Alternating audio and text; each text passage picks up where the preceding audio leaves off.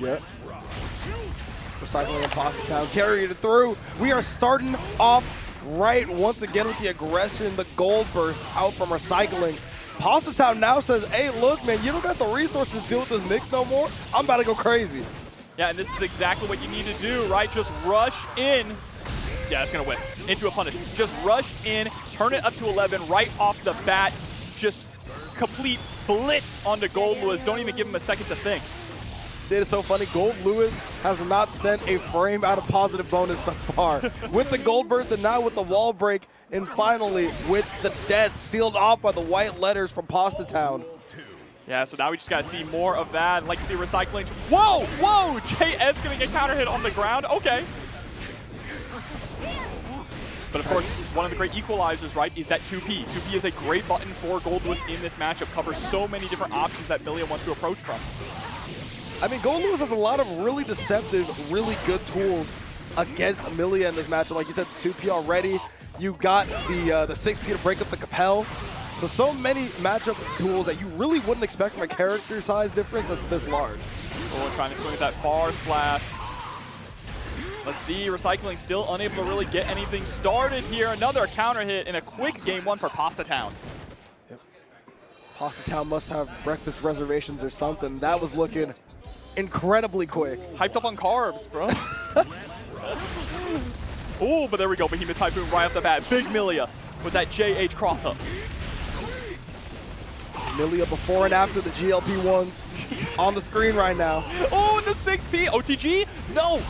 But still, just needs to find that last touch. This is a good round here for recycling and a perfect. Oh, loving that there from recycling. Responding with a perfect of his own. Oh my gosh, trying to go for the gold burst again. That was really gutsy, just didn't end up working out. But there we go, all you need is one good counter hit for Goldlewis. Nice block there from Pastatown. Gonna be able to get a big pick up there too. That scary 6P comes out this time. Oh, meeting him in the air says that Capel is going nowhere. Oh, we are scrambling, churning the butter here, trying to swing these behemoths, but a beautiful backdash. And now recycling with the JK. Oh my gosh, that was close. That was ended up, even with the reset, still getting the kill. Returns the favor. Right now, we are going speed running PR for PR. And Pastatown, you know, they started off just going all in all the time, but now you see, right, there's a reason why, because if you let Goldlewis get started, sometimes it is hard to stop him. Oh, and the gold burst. Are we going to see a burn it down possibly, or just pressure in the corner here with the RC? Oh my god. Trying to see if Pastatown studied the flashcards. Yep, there's the RC into the low. Ew, low overhead. Oh, and the behemoth canceled to close out the round. Oh no.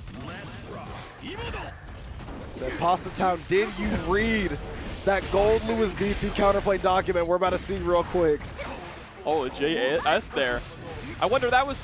No, that wasn't a Behemoth Typhoon. I wonder what we were going for. There's the back throw. OTG? No. Oh, walking up to him. Oh, deflect shield. Definitely thought that Pastatown was going to swing back. I respect the decision making, but now you have no burst and you're stuck in the corner, stuck in the mix. Oh, and now immediately getting out there. Wow, meeting him in the air with the JP. Oh. Walking up to him says, I'm going to kill you my own way. Yeah, definitely could have killed off that combo, right? But these JPs just jailing out Pastatown from escaping from the corners. Both players locked in right now. Has the security to make something happen. Pastatown goes out with the burst. Not going to be enough, though. Hits him with the coffin to the face in the air. And Pastatown just unfortunately losing in the scramble here, right? Oh, now they're having a conversation. What happened here? Wait, what? Wait, why are we? No, it's not over yet. Hold on, someone tell him, bro. It's 3 out of 5, not 2 out of 3. Whoa, Yeah. Put those headsets back on. Y'all aren't done yet. Let's go. Yeah, you lost game 1, bro. All right, recycling. Just got to keep up the pace, though. One more game. Could be getting that desired handshake soon. Oh, that was scary.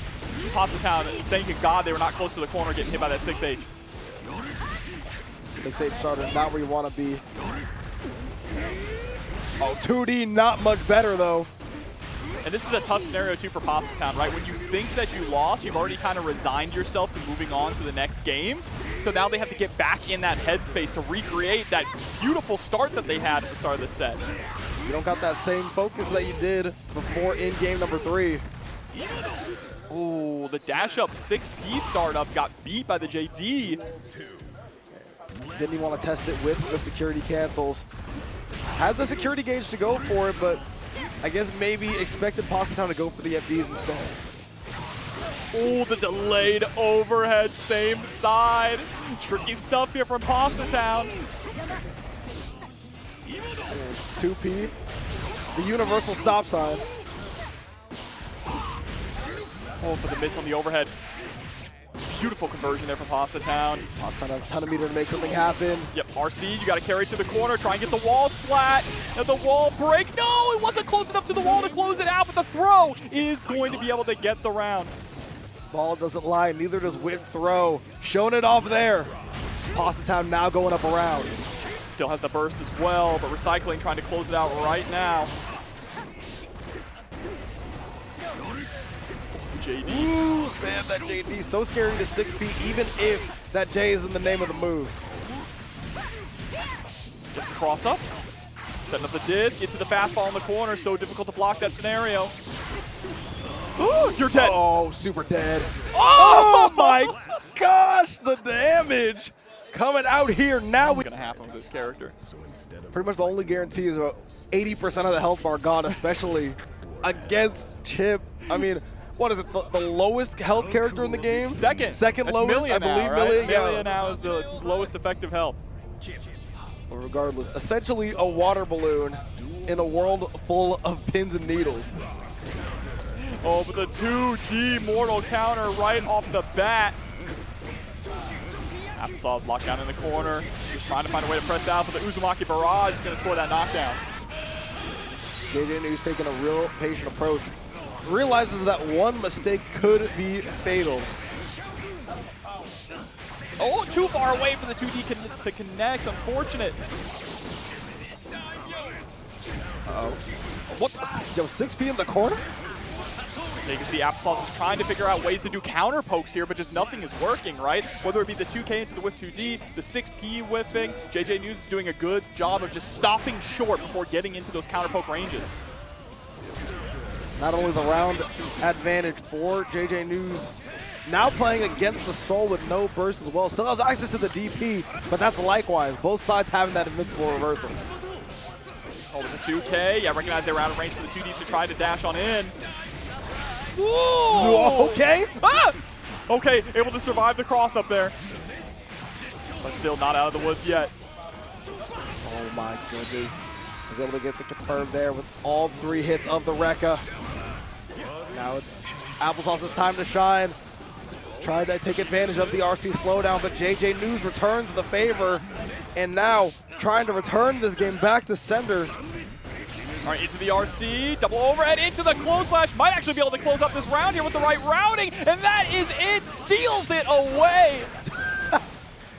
Not gonna lie there, with the health and that starter, I feel like ChatGPT could have killed in that round. K2, K2D gonna get the burst out immediately. Applesauz starting to feel themselves a little bit here. Ooh, the 2D, making sure that Applesauz doesn't get too antsy there in neutral. Seems to be working too, goes cross up once again. The slump into the rope setup. Okay, JJ. I feel like we haven't seen too much of the rope from JJ. Man, we aren't gonna see too much of it there either. Now still working on that perfect. And now the trade is how Applesauz is gonna escape their game number 1. Going over to JJnews. JJ looking good here. Of course, you're always going to run into some of those Soul rounds where Soul just gets that one big hit. A power character. And you'll notice a lot, too, really, in this season of Strive. A lot of people are just bursting the moment that they get hit because of how momentum-heavy this game can be. Now with positive bonus, well, with all types of mechanics. We have, like, anti-comeback mechanics in this game. Yeah, pretty much. You have all the mechanics are designed to help you push your advantage the moment you get that first knockdown. Oh, no knockdown there, but it actually caught Applesauz off guard. Better believe it. JJnews now trying to figure out what to cook up on that wall break. Oh my gosh, all you need is Rekka 3. Yeah, cooking up that overhead. What's he yell for that one? Sushi? I don't know. He's like, sukiyaki. Bro speaks fake Japanese, all right? Ramen noodles. All right, set it up into the low. Did he? Oh, okay, I was tripping. It looked like he wall ran down for a second, but I was just falling off the rope. Nah, I mean, that low is devious. I would never expect it. Applesauce in the same boat as me. Oh, but into the RC. Yeah, we're going for the corner carry on this one. Oh, a little bit of a reset or a drop there. Unfortunately, though, it's going to bite Applesauz. Uh-oh. Ooh, burst out here. JJ wants to end this game and wants to end it now. This combo could do it. The wall break working in favor. And the Uzumaki barrage to close out game number 2 for JJ. Quick 2-0, but you can see as we're going deeper into this set that Applesauz is starting to get closer and closer. Only question is it too little too late now when you're in a reverse 3-0 scenario? I mean, come on, John, but that's so bad, guys. This so bad. man can get it done in any capacity, let alone a 3-game deficit. He is a bad, bad man. Immediate burst, of course. JJnews gets hit. Recognizes low defense on Chipp. Oh, no. Oh, can't burst this, though. Oh, no! Oh! Dice game, please! Unfortunate there. Just dashed a little too far forward, but gets a second chance. Again, dropping that 2H. I wonder if we're trying to go for like a heavy volcanic viper or something. Whatever is going on there, just keeps missing the route. JJnews said, listen, I'm going to show you how to finish your combos. Because Applesauz had 2 prime opportunities there, squandered them both. Oh. DP hitting on the tail end. All right, we're not going to squander this one. Surely, just keep it short and sweet into the Tyrant Rave. There we go. All right, Applesauz. Now this time, I believe, for the first time, starting out with that round advantage. So as you said, the pieces are coming together, slowly but surely, but they are coming together. Yeah, again, like you said earlier, the only question is it too little too late, right? Reverse 3-0 is difficult for anyone to land because you're giving your opponent has plenty of time to adapt, right? Whoa, that was very deceptive there on the 5H. The burst comes up from Applesauz. One more hit should do it here. Oh, my 2D. Nice, into the knockdown. I love that decision a lot. Just trying to keep the pressure up. You gotta be careful, possibly YRC. Oh, not gonna get the chance, Avian. Gonna be closing out that round there. Set point for JJ. Remember though, Applesauz does have another round to try to bring this back to try to get something on the scoreboard. Oh, this time wasn't able to actually get the 6H for the knockdown there, unfortunately. But still, just playing this more solid footsies game, really fishing a lot with that 2D, you notice? It's working out really well. Yeah, I like that. They realized that JJnews not going for a ton of those those air-based approaches like with the rope and such. Just wants to stop and halt any momentum with the 2D instead. That was a crazy press. All right, immediate burst. Oh. That is what is going to be the ender there for JJnews. Got caught up a little bit there in the final interaction of the game. But we got to mixed metals, right? That's a bit of a, looks like gold going on the chain around the waist. I like the fit anyway, but let's jump into the match now. Is your gameplay as good as your fit, all right? Yep, is your gameplay as good as your name? I mean, this is going to be an interesting matchup here too, right? Because when A.B.A is not in Jealous Rage, she's going to struggle to get in against a character like Asuka, who can just put out an incredible amount of projectiles on the screen.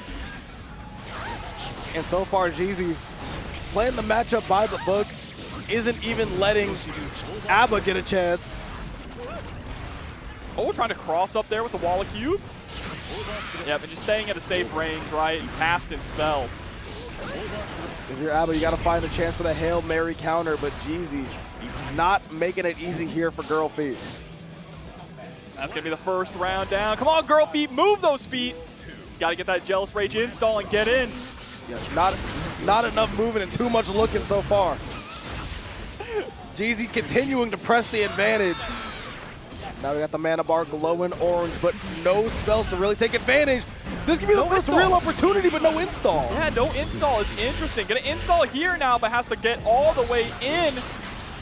And now it's just walls of cubes. Danzai is gonna be big for dashing in and just attempting to establish some kind of offense. Oh, wants to try to close the distance there with the Rekkas. Gets a chance to see what's going on with the freeze frame, but it won't be of much help. We've got 2 teleports, we've got 1 now. This could be scary. Yeah, it's stuck in a black hole too. There's nowhere for you to run. The teleport behind you. Nothing personal. Ooh, okay, good block so far. 0 for 2 on those dust attempts. I like the pressure here into the key grab. Millia into that 2K. Nice hit. No. Uh-oh. This could be it. First real offensive situation, and a great block by Jeezi, missing the fuzzy from girlfeet. Oh no! Yeah, now back into the corner, trying to press out. Oh! There we go, into the RC. There's no mana. The Danzai is going to be enough to close out the round. Oh my gosh, that was just a series of unfortunate events there for Jeezi.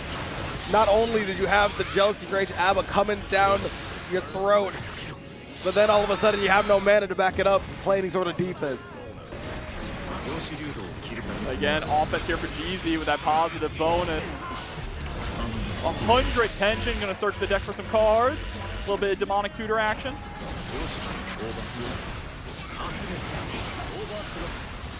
Man, plenty of directions you can go with these cubes, just elects to go low.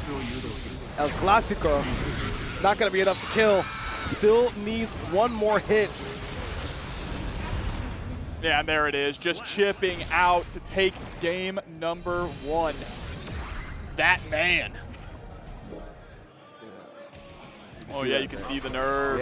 Yep. That's what it's about when you're playing on stream. It's real. The nerves are real. But even for having that heightened adrenaline state, Jeezi is doing a fantastic job just staying calm and controlling the situation. Man, it's crazy. If you were to see that freeze frame, you wouldn't even realize he's only won that round. Yeah, right? Like, I mean, A.B.A's scary. No matter what character you're playing, A.B.A is scary because everything can flip in a second once she gets into that install. I mean, we literally saw it there in one of the rounds. Like, Jeezi had such control over the match. All got taken away the moment that the mana was ever so slightly mismanaged, and A.B.A had the resources to get into that GAR state. They're going to get that positive bonus once again here, too. Jeezi going to burst, obviously, stopping girlfeet from getting the knockdown into the install. Ooh, but runs right into that close slash. Uh-oh. Let's try to get something crazy going with the combo. You have full meter to work with. And look how much every single hit in JR is chunking down that mana. That was a great decision there, too, with the 100 tension, just to dash forward and try and take the fight to girlfeet. Unfortunately, though, ended up losing out in the second scenario. That's Danzai. Good discipline, not going for anything too crazy on defense in terms of the mash. Yeah, low mana, 2 cards, no tension. We're not going to burst here. It's just not a good decision. Oh, no, does burst. I mean, they were able to build up mana, right? Build up mana and get some more cards in hand, so it makes sense to go for that. But can they close it out with the dark magic attack? You have no seals. You have no spells. It is not going to quite be able to close it out. A.B.A just slightly too much health. Sudden death and gets the IAD in. That was scary. Yeah. I'm still kind of reeling a bit from what was going on there. I mean, it had literally a pixel of health left, and then trying to find a way to make the most of it. And now setting up the playing field once again. Ooh, into the blue beat wall break. There you go. Now he gets the HKD, has to figure out what to do with it. Pretty unfortunate in terms of the spells, but gets the burst out from girlfeet. Too aggressive on defense, gets punished for it. And now has to try to find a way to close it out. The teleport will do it. 2-0. Man, this cube deck is something crazy. You ever played against a cube deck in Yu-Gi-Oh? When they came out after that last movie? Oh no, absolutely not. Listen, this is a Magic-only household over here. That cube deck's annoying as hell. Annoying to fight Asuka as well. Man, the cube's in full effect now. You got the enhancement. You got the tried and true cubes and the green ones. Here we go. Gonna wheel and deal. Get a new hand of cards. Oh, auto draw and mana regen. That is a nice win comp there, even after being nerfed. All right, now we got the arpeggio coming here. Got the screamers and 2 teleports. Plenty of tools to try to close this out, set up a match point scenario. Oh, trying to utilize the parry there through the cubes was a smart idea from girlfeet, just didn't end up working out. Now Jeezi is sitting at set point. All right, set point here. Man, you got a really good arsenal here. As you can see, you got the DP. All right, gets the sweep. Send out more cubes, guard, crush, city. Jeezi is trying to close this one out. Yeah, this is a tough scenario to be in. Install, last chance, but couldn't get in. And I think that might be all hero. Dark magic attack. Not quite enough to kill. Might have skilled it there. Might have skilled it with the 5P, but now we still have one more touch to go. We have the cubes. Right now, A.B.A trying to put together a game-winning drive, but it's not going to be enough. Turnover on downs, and girlfeet gonna have to step away from the stream setup and go to the loser side of the bracket. It's all right, girlfeet. Strip is for load-bearing entities that are holding together Guilty Gear net play. It's true. You ever play Set Online? You already know we're going to this stage now. Just continuing tradition. All right. Just trying to get her supply, put the pressure on. Oh, but Jack's fan out of focus.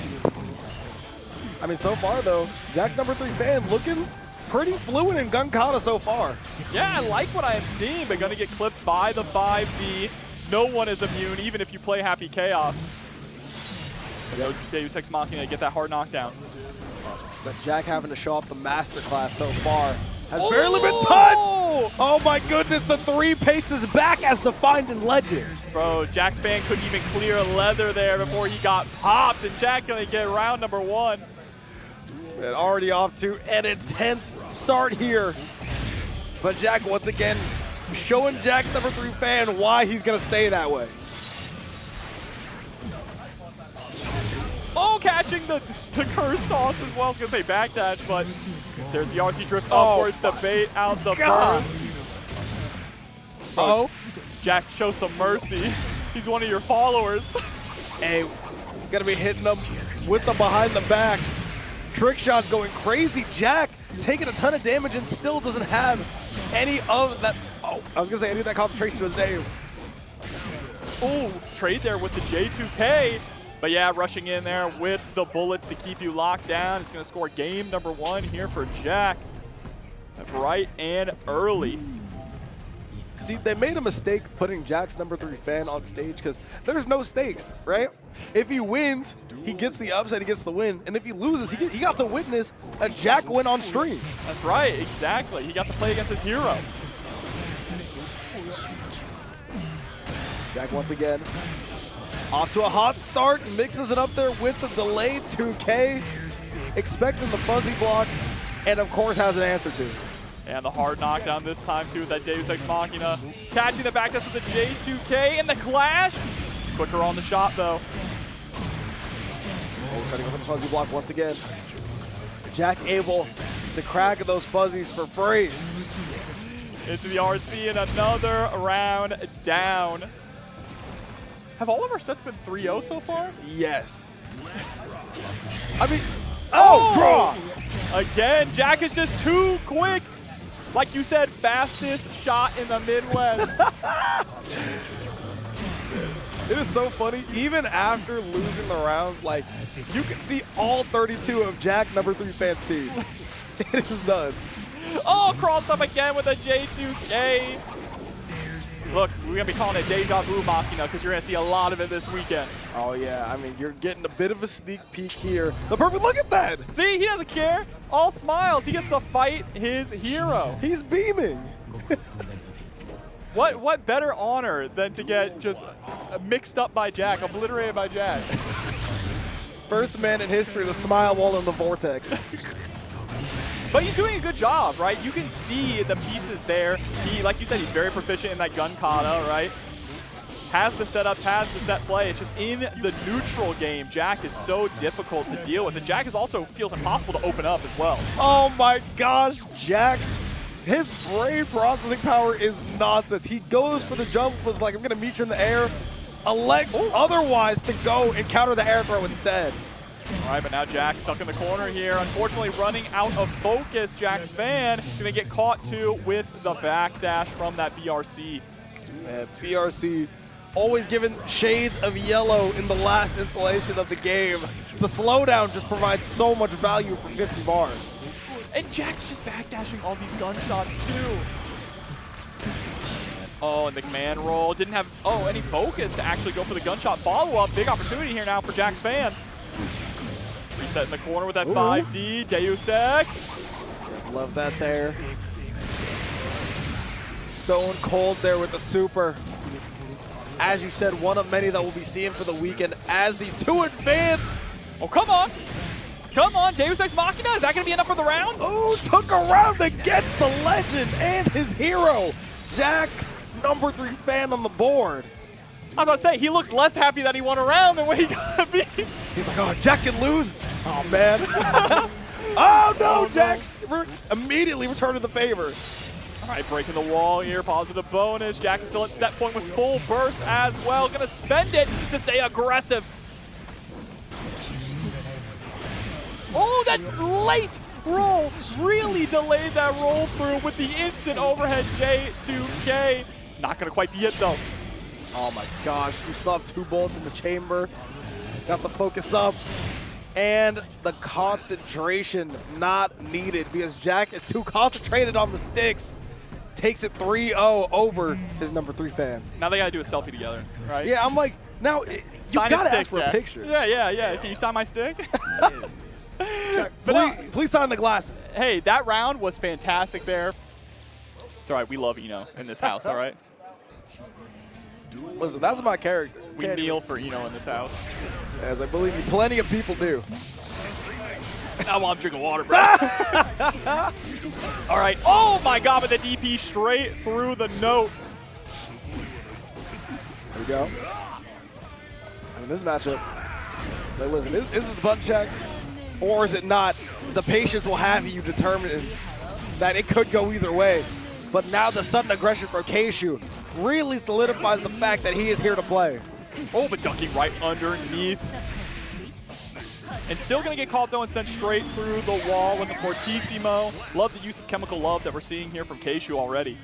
Yeah, I mean, Kshu's character seems to always follow the same archetype of really wanting that mix-up heavy style while having some semblance of dominance in neutral. Right now, has to be careful. Stuck in the corner. Nice forward dashing over that 2S. That's a lot of what this matchup kind of is. It can be difficult for Eno in some scenarios, but there's that rock, paper, scissors of do you dash over the 2S or do you stroke the big tree under the 5H, right? Yeah, once you start to really sit there at that full jump height, that super jump height, then you got to start dealing with the 2H as well. Oh! Hey, chill. That was disgusting there, the forbidden grab. The Brain Destroyer coming out in game number 1. Both of them looking locked in. I mean, Kshu, as you already mentioned, has solidified his spot. Literally the only improvement that you can do in this Arc World Tour is solidifying, that number 1 seed. But so far, just looking to bring home a Frosty Faustings title. That's right. I mean, already an Evo champion, right? Would be locking up 3 majors in a single season. Oh, but gets caught by that bar slash. Hopeful Romantic right back in, trying to go for the BSU. Uh-oh. Now it gets really intense. However, the 2P, what a great match coming out here from Kshuewhatdamoo. Should have absolutely no trouble breaking the wall and want to do it in style with the super. Hard knockdown scenario here too. Got to block for your life, but there's the backdash BRC. Hopeful Romantic actually still in this, right? Just needs to find that one clean hit, but the stroke the big tree underneath the 5H. He's going to get another round here for Kshu. Hopeful Romantic fighting back. This hasn't been absolutely free, as you would come to expect from matches this early in a bracket this stacked. But Kshu just winning those micro interactions has been the difference. Ooh, and the poke there with the HCL. First not to get sent through the wall. HCL not working out as well going into this game number 2. Gosh, still has the discipline to jump even after Hopeful Romantic just standing there. Ooh, and there we go. Empty dash into the throw. Oh, goes empty into overhead this time. Wonder if that was a little bit of a mess up into a course correct. Oh my gosh! Slamming the guitar down. And Kshu once again taking a game up 2-0. Kshu just looking so consistent here. Tell they've definitely been in that hyperbolic time chamber there with the Eno. Ooh. Ivy could have gotten something devious there. Didn't recognize go for the throw. Now just wants that burst out of Kshu and gets it. We have a Hopeful Romantic now sitting at level 3 blood. Gonna take more damage. Oh, that Fukio was so dangerous. Great awareness about how much blood you still had left on the table, and the BSU is going to close out the round. I thought for sure they were going to pop after that. I thought so too. However, Hopeful Romantic finally on the board. Seen it before, good burst there. Scary burst, but still unable to open up. Kshu now sitting in level 3 blood. I don't know what I was expecting. I was low-key expecting Hopeful to land on that note. I was too. Note so fast though. Not quite a Goldlewis drone, but. Gaining too much momentum as it continues. But Kshu gaining the momentum even more so with this set point.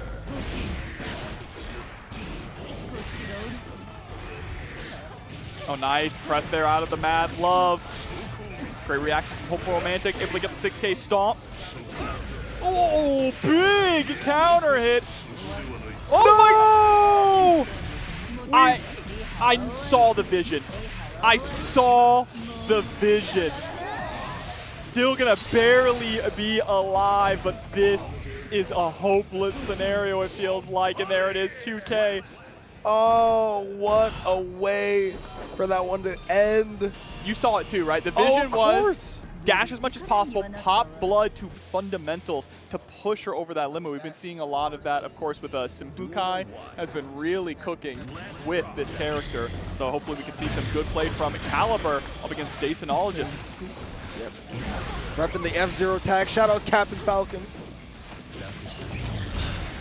And that DP too, by the way. That DP is so versatile, so incredibly crazy. The hitbox on it is massive.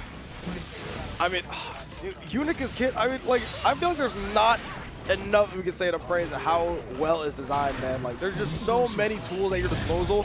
Works so well with the jump arc, with the run speed, just everything. It's straightforward, but it hits hard. And right now, Daseinologist hitting real hard here, trying to close out the first round quickly. But Caliber's got something to say about that. Now there's Daseinologist right where he wants him in the corner. Sniped out the skies with that close slash. Gotta watch out though. 50 tension still available. Gonna use it for the super focus. Man, it just tries to dash up there with the dash block. However, you are gonna get clipped by the gun. Happens to the best of us. Now Daseinologist getting a clean punish, trying to clean some of the mistakes from last round. A positive bonus here coming through. Gonna get back a lot of that first as well. Oh, but the Greed Sever hitting overhead. Got that one from her daddy. Uh-oh. Man, the RC was supposed to try to maintain the advantage state for Daseinologist, but now Caliber has a chance to take advantage as well. Great block, but of course when it's enhanced, it is going to be safe. Dave's taking this opportunity though to get tossed into the corner, I guess. This is gonna be a real scary spot. And the overhead catches Daseinologist lacking. That was really tricky too, had no meter to back it up, so that was gonna be unsafe. Oh! Okay. Gold burst and just went the DP rip. I like it. I like the chaos. Yeah, I mean, Goldver's there, super intense. We are going for a ton of risky options on Caliber's side. Wants to make sure to send a message along with trying to pick up the W. Oh, there's the dash in with the throw. Gonna get a big pickup into the Deus Ex. Refill those bullets. Reloading in the heat of battle. The health lead looking significant here for Daseinologist. Gets hit with the second hit of the DP. So look like we're getting a little bit of a matchup check sometimes here on Days Inside. and 100 tension. Dave's just going back to Season 1 chaos here with the zoning. Did you miss me? Oh no, and this has enough meter for another one. Oh wait, gets the burst! Ooh, and the counter hit. Daughter Dipper in for the hard knockdown. Oh, this could be scary! And goes ahead, gets the far slash. Had a chance to push the momentum all the way, but Daseinologist showing why he's got so many of those Arc World Tour points.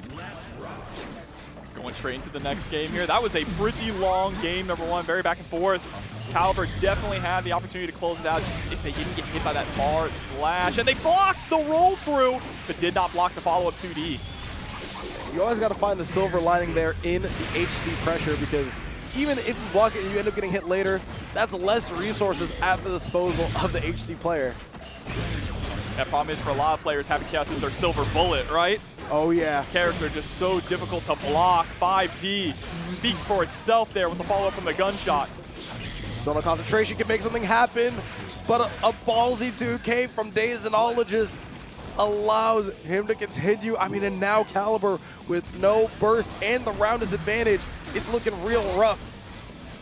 Going for that guard break there, trying to bait out some kind of reversal option like a 6P, but gets sniped out of the skies. Let's see where the mix-ups take us this time. Tried to go for a shimmy scenario. Ooh. Caliber not biting, but that BRC overhead gets everyone. Yeah, now trying to dash on in, but gets tripped up by the 2K. Oh, and the taco gonna connect. Hits again, but this time it's a counter hit. Goes for one more mix, and that is gonna be it for game number 2. Man, Daseinologist, intense state of focus. I assume chewing the gum. I mean, we all read the study. During the exams, you gotta make sure to focus up, get a little bit of that gum in your system. You need to stack the gum chewing and the smelling salts. The most locked-in human being alive. And locking in this Deus Ex Machina there to refill the revolver. Oh no, the DP coming out once again. At this point, Caliber swinging for the fences. It worked before, but against the player with the seasoning that Daseinologist has, it's just not going to work again unless you mix things up. My God, yep. That was just conditioning right there. How many times are you going to go low? Just kidding. Here comes the overhead. Set point now. Daseinologist playing rhythm games out there.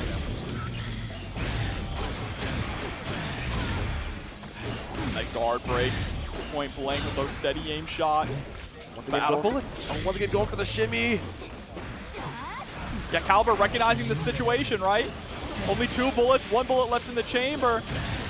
But the wall break here is going to allow, or no wall break. Just goes for the 6S to reload those bullets. Uh-oh. You've seen Daseinologist press on a lot of these. You gotta try to find the frame trap that leads you to the promised land, but the 2K might be all she wrote. F Caliber trying to stop the story early. Just needs to find one good press. Remember, Happy Chaos cannot block when the gun is out. Tried to swing in the air, but got caught. No drops the combo. Has the bullets to try to close this one out. Doesn't need a super or anything. Against Baiken. Yep, gonna be seeing some tatami mats, some teleportation. Guilty Gear Strive has it all. Nago is so tall, dude. Yeah, like this dude's hair is covering my burst gauge. What am I supposed to do? Ooh, parry on the first DP attempt. Okay. Sanzumomo. Going in with the Capel. Not the Capel. That's Millia. We're dropping combos. We're dropping everything over here. He tries to jump out, does so with ease. Oh my goodness gracious. Closes it out with 2 5Hs. 2 5Hs is one of my favorite combos, actually. It's so simple. Just 5H, RC, 5H, and their health bar melts. Health bar going to be melting here, too, after that blood-sucking universe. How to deal 40% in 2 moves. Oh, and the 6S blowing up that JS as well. I want to see more Kabaris coming out here. There we go. Right on Cuba gets whip punished. Oh, my goodness. That whip punish was crazy. Recognizing the Kabari was just slightly too far away and let the Beyblade rip. Man, if you're going to buy the King job or Metafy, do not do it against Nagoriyuki. It seems like Verix has all the answers. Oh no, but still in block stun. That throw unfortunately gonna whiff.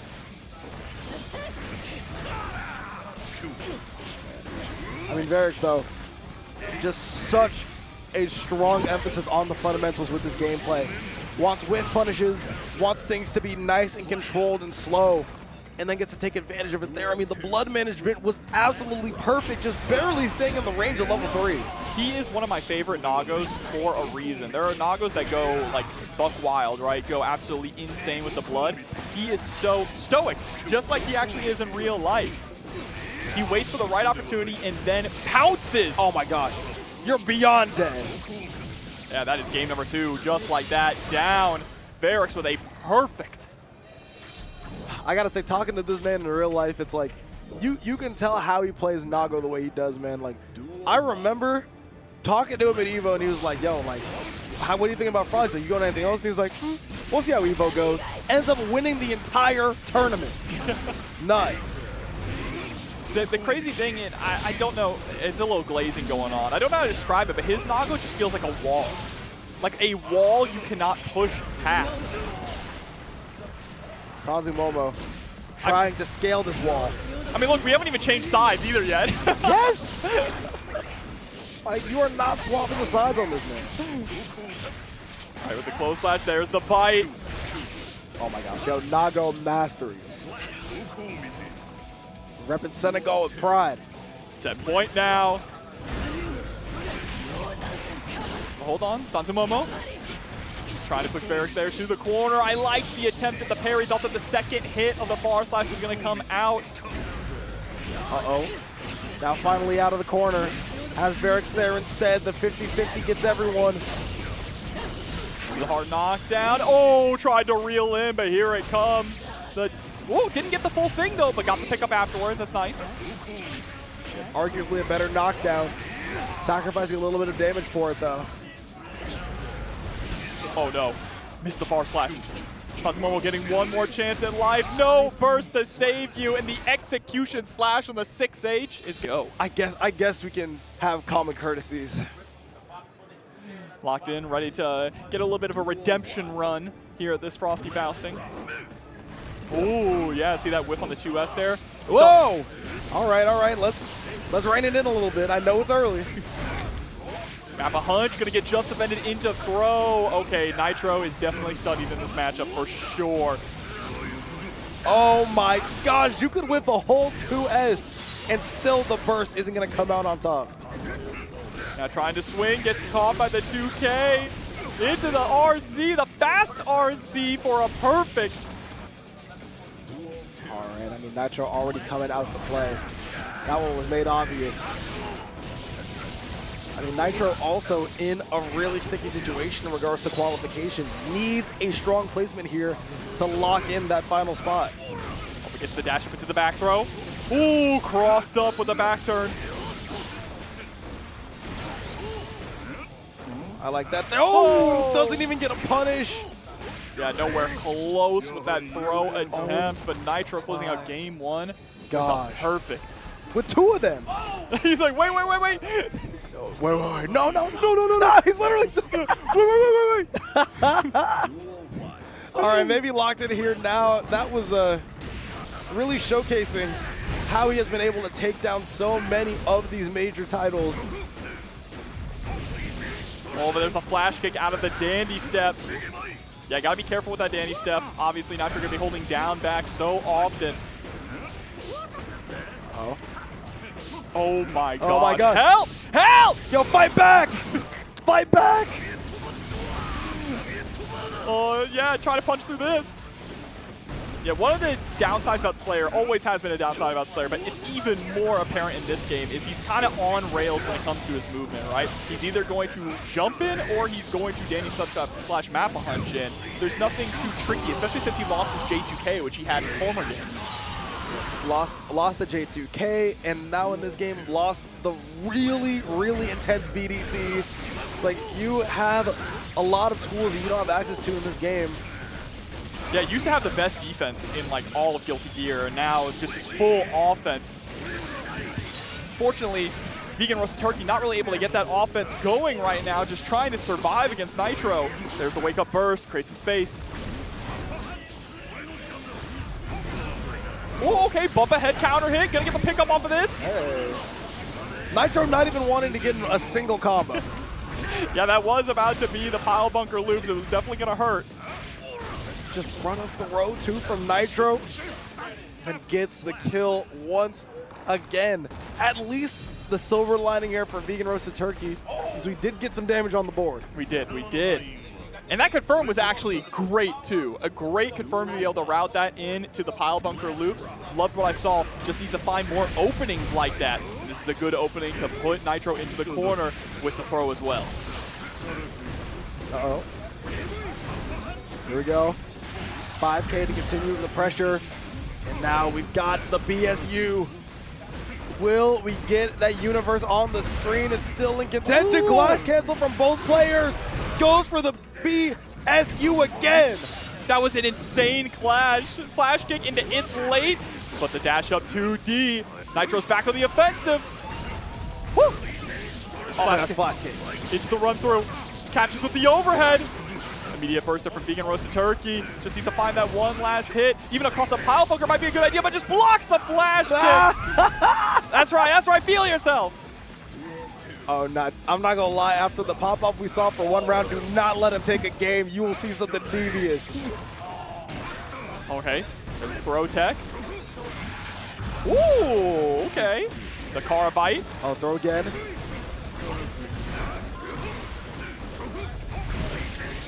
Yeah, you already knew you were gonna see that there. Nitro telling me they shouldn't have given me a DP. Oh, that was a beautiful backdash forward BRC in order to punish the bar slash whiff. Overhead connects into the wall break. Positive bonus here from Nitro. But remember, a lead's not a lead against Slayer. Oh, trying to go for the throw. Ends up getting punished there by the backdash BRC. Nitro sitting at set point. Okay, VeganRoastedTurkey, let's go. About to get burst back.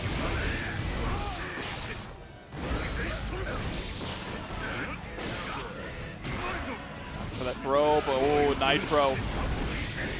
Starting to see the code. He sees the Matrix. Red pill taken. Berserker barrage all the way into the corner. Not enough to break the wall, but this is actually bad for VeganRoastedTurkey. Still alive, staying alive for one more interaction. Avian. Oh my gosh, what a throw bait there from Nitro. Has to try to finish the deal. VeganRoastedTurkey could have other plans, but the jab looking eerily similar there to the fist bump from Nitro as he moves on to the winner's side of round 2 pools. Yeah, I like what I saw there. Bro, dressing as your character is so powerful. It's so powerful. I love it. I love fighting games, man. It's like, it is truly so beautiful every time. All right, bro, need to lock in. Can't give your wife the ick. Yeah, it was like, she cannot take this to Twitter. Do not let her.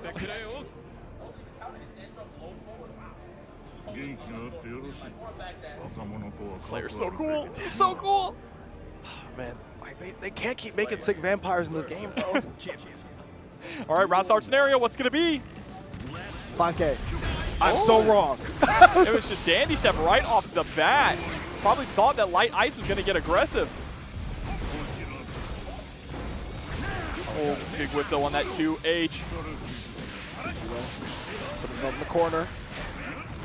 Yeah, CCWes going to have to be careful with that 2H. While it is a very potent tool, it has a lot of recovery, and Chipp is the master of whiff punishing. Ooh, the trade confirms coming out here from a Lightice as well. Man is locked in. Oh! What a starter there. The pile bunker as an anti-air. Dropping the second pile bunker, though, that was going to be able to break through the wall, but instead, Lightice going to be able to turn things around and close out this round. Oh, no.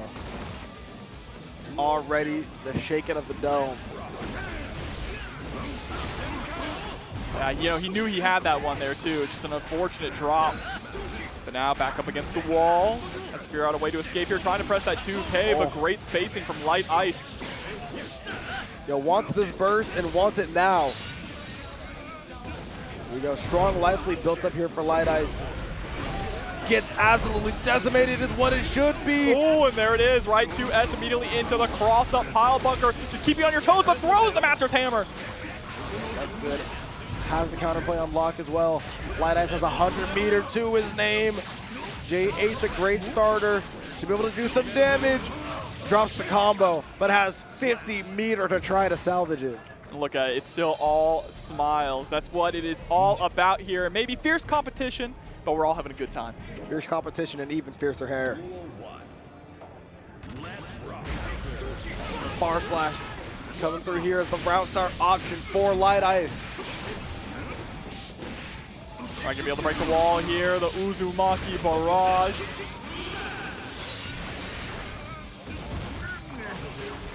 ID into the low.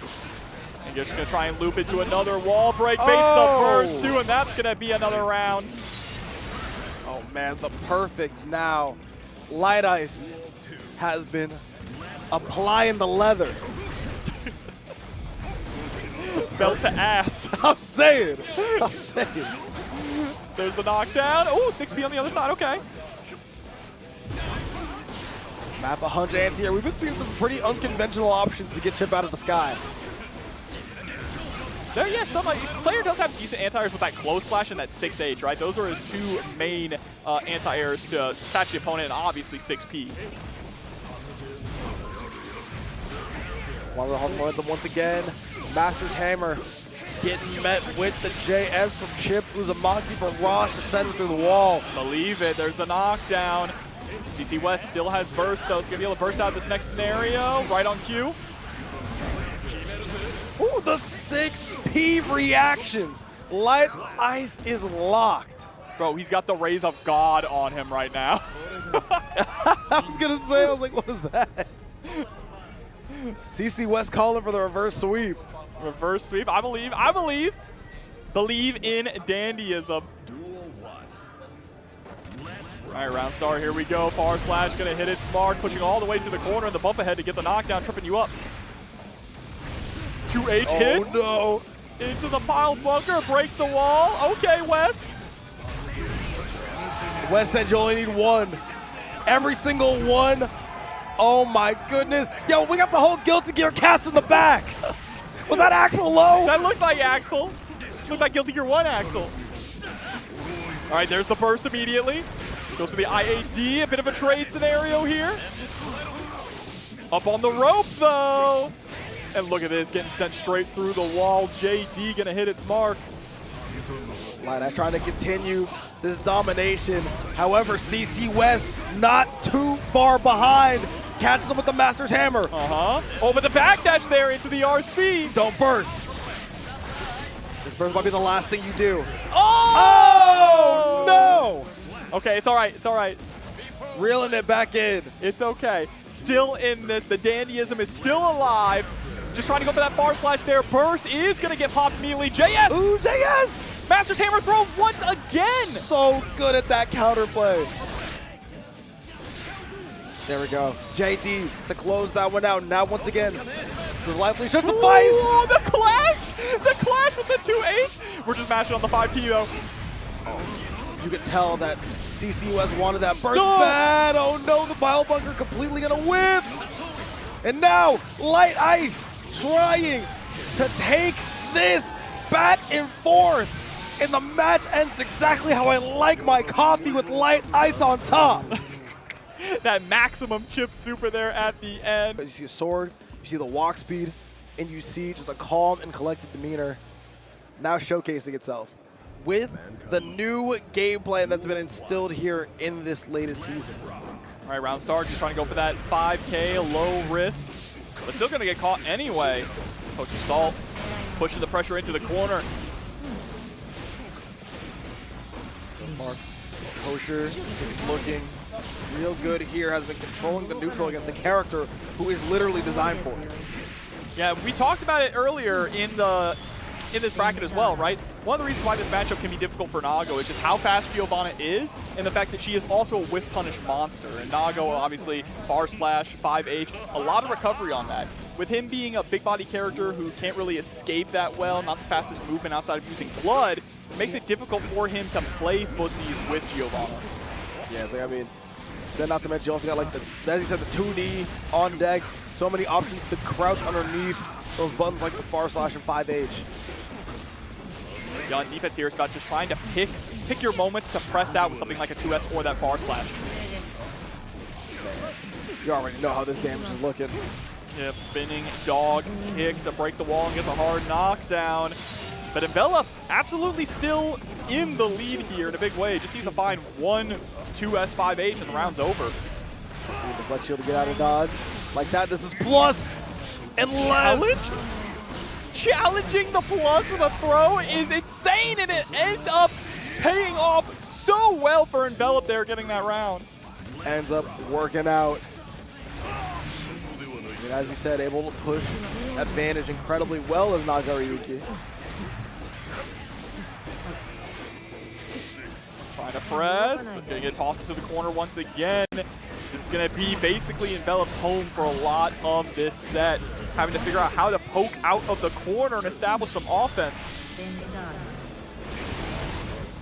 Bringing them around town, bringing them through the wall. Now, KosherSalt working on an insurmountable lead. Gets sealed there with the throw. Round town's right. On your left foot, don't forget it, all right? Absolutely not. Here comes the rematch, jumping right back into it. Oh no, we're taking a second. I like it. I like to take just a second here. A bit of a breather. You don't need to immediately jump into the next match right away. As a serial music changer, I know that pose. I've seen that stance before. Bro, I keep having to put my jacket on and off. Someone keeps opening the door here, bro. Yeah, no, they don't call it Frosty Faustings for nothing. They don't do that.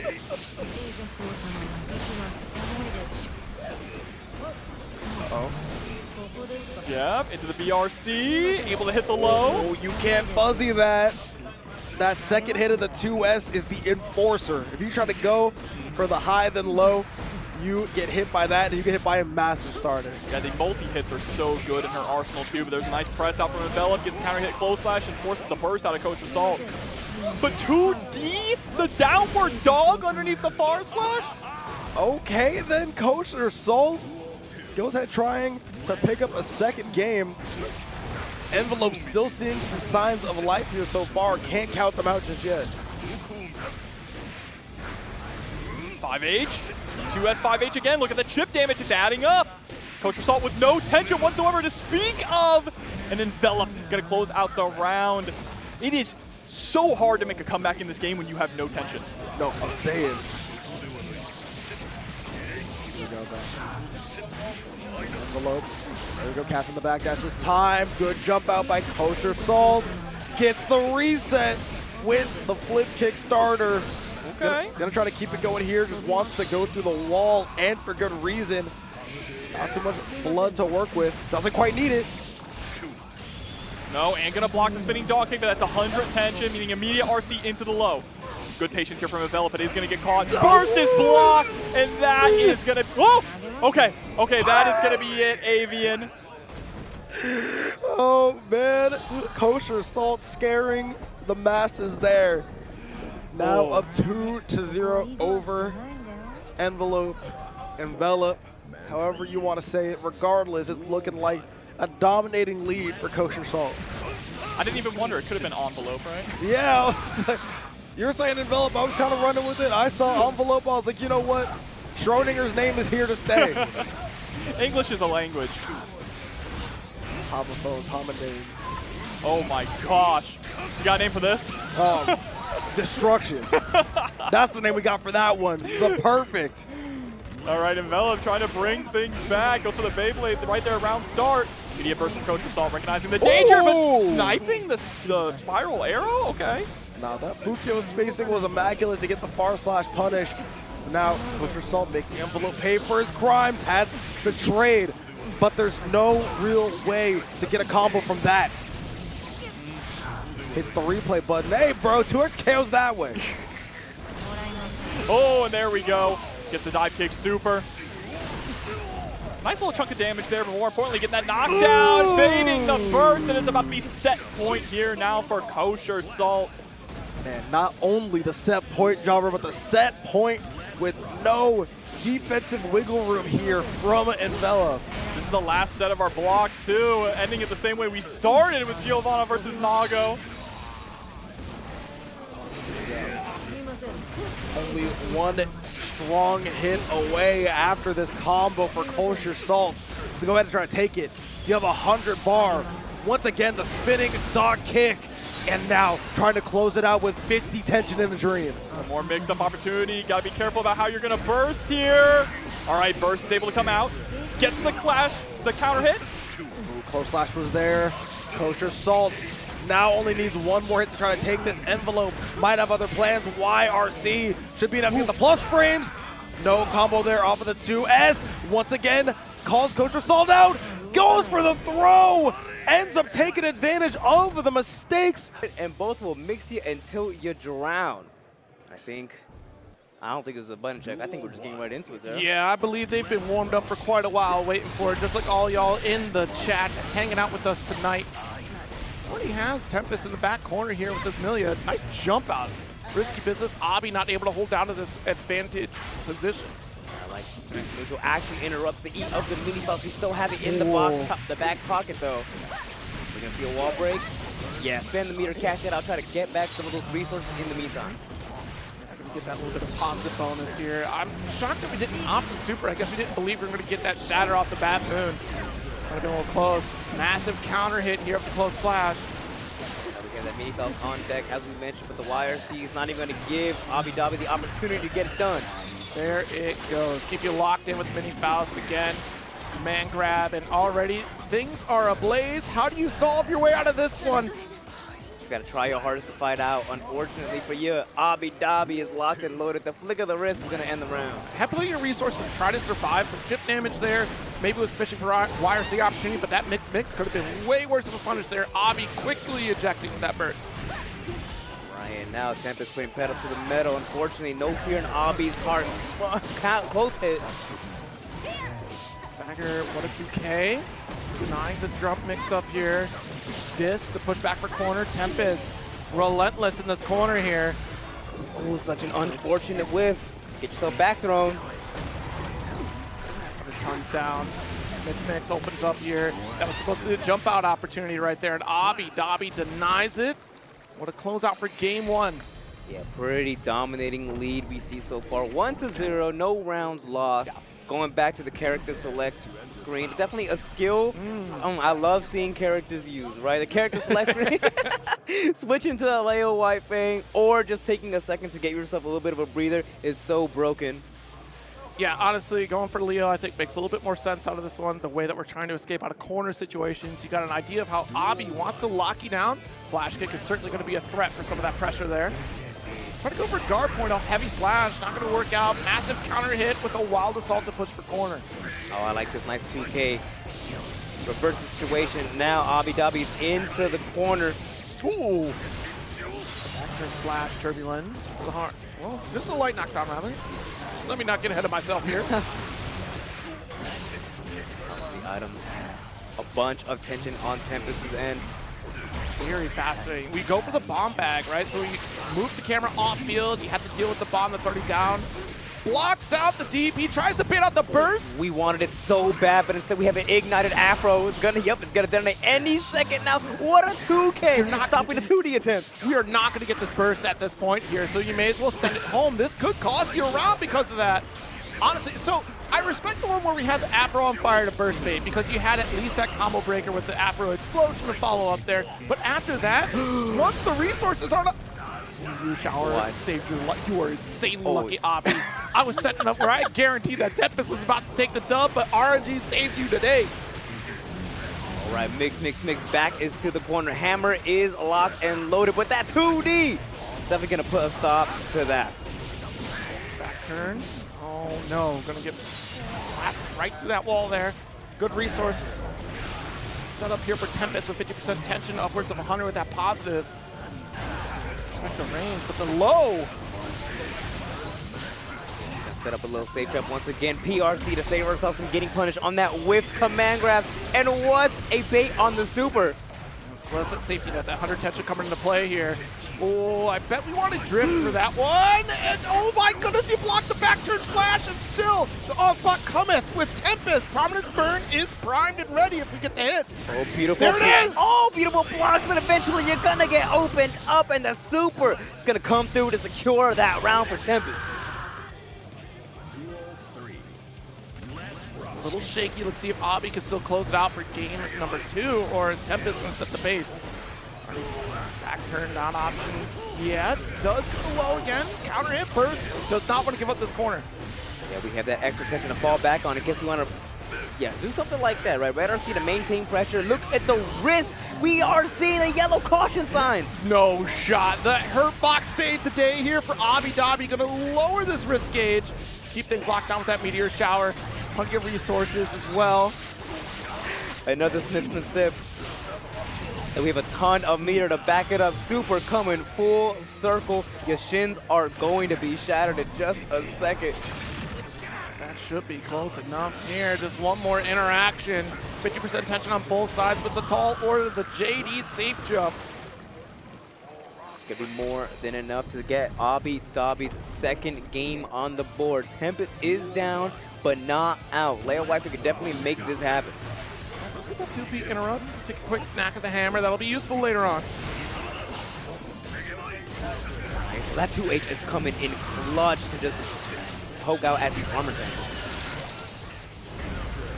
Jeez, what a JH. Like the approach.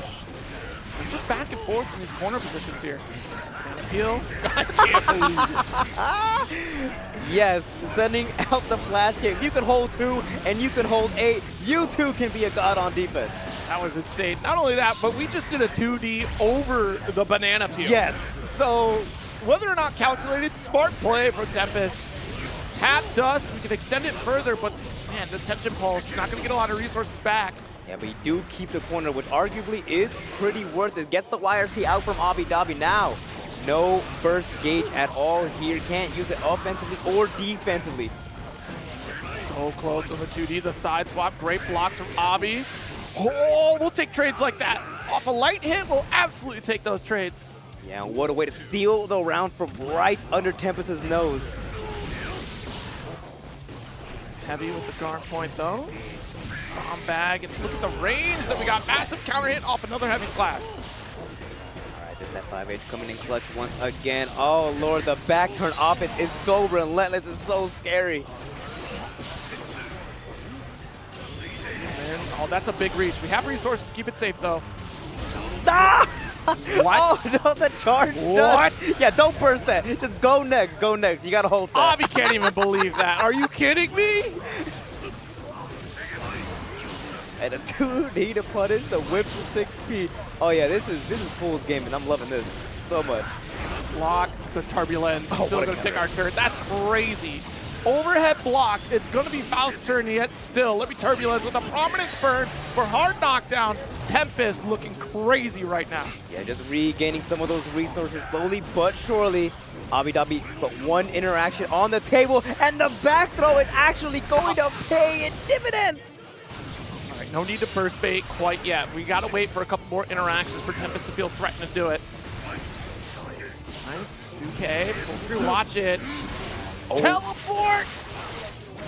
Ooh, sets up the haircut as well. Safe jump, you have that combo breaker like you mentioned earlier. So yeah, that's one of that. It's gonna leave you to get opened up by a commander again. My goodness! No! Stop burst baiting! Stop it!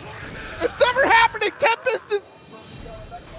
It's never gonna happen. If anything that you've learned from these last 3 games, do not burst bait Tempest ever again. Make Tempest spend it. It has not worked. But taking it right there definitely would have been worth it, especially having that burst in the back pocket.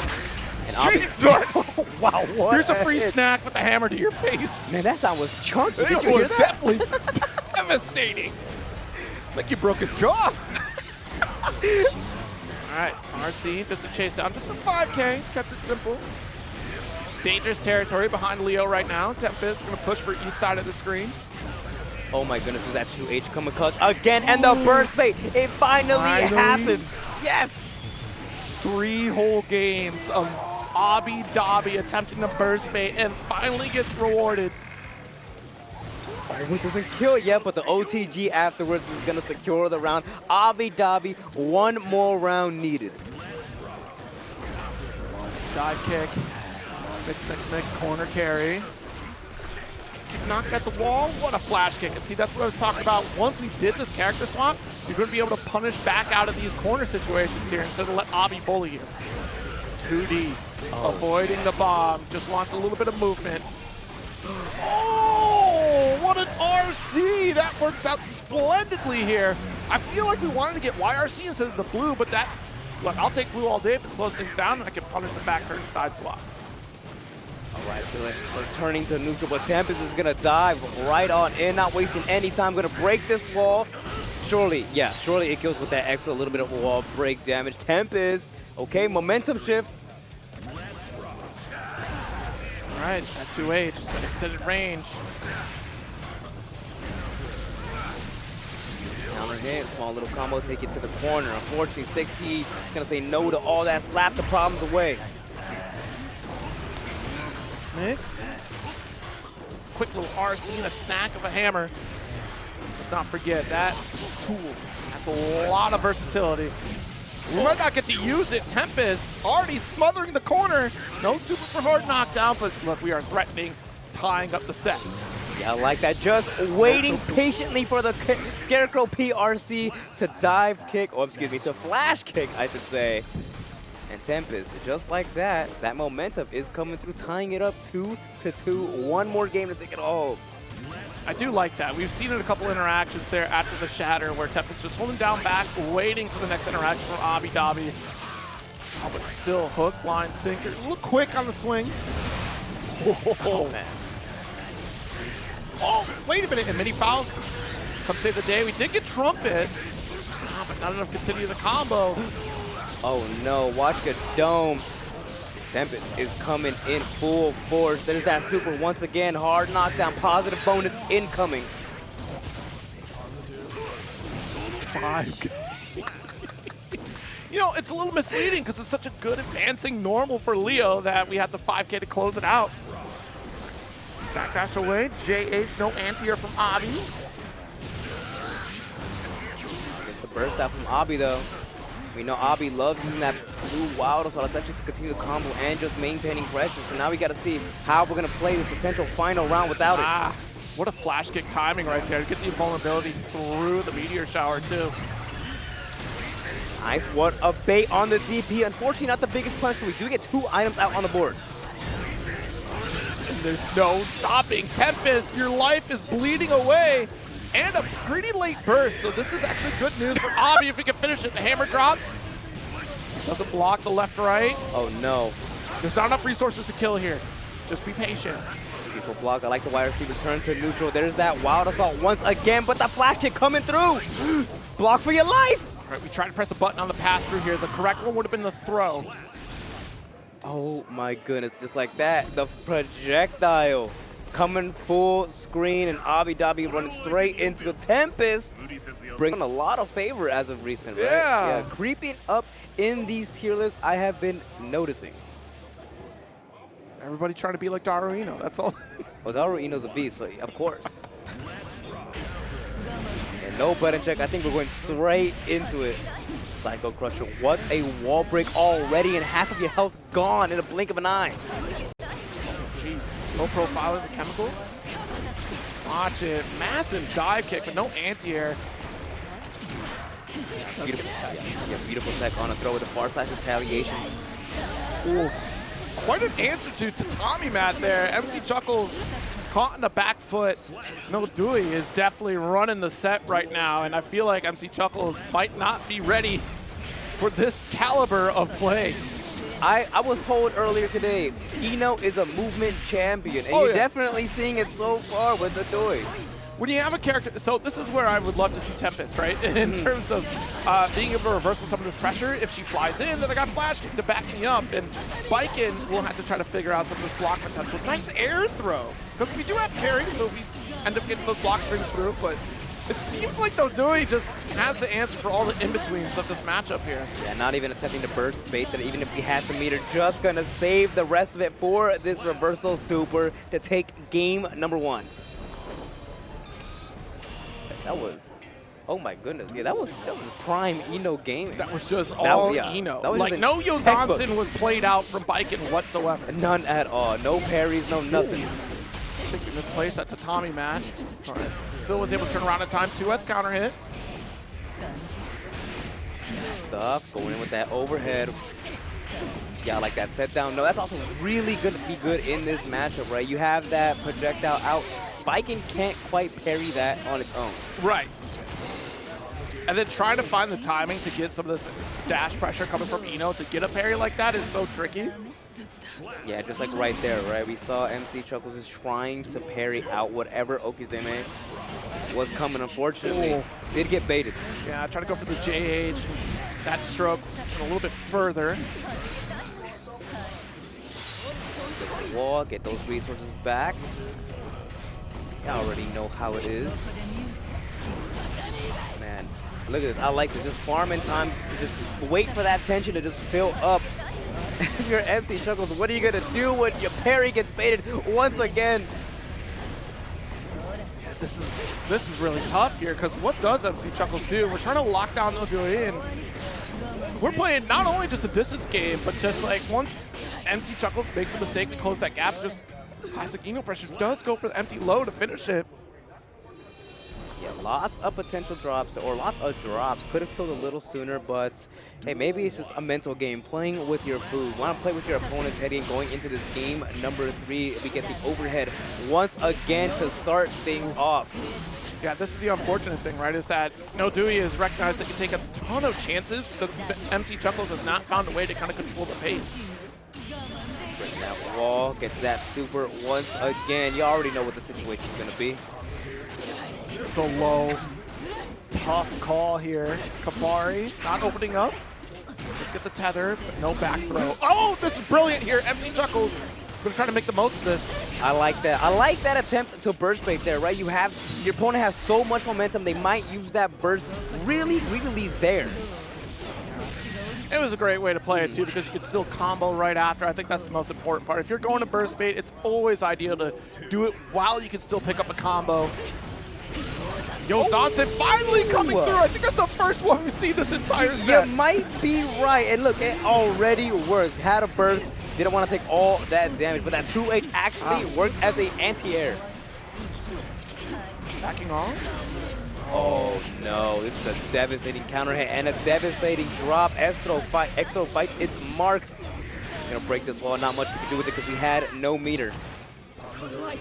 Got our drift. Oh no, Mr. JD, that was supposed to be throw. Guaranteed that was supposed to be throw. Oh, MLA coming out again. What a 2H! You gotta watch your toes. All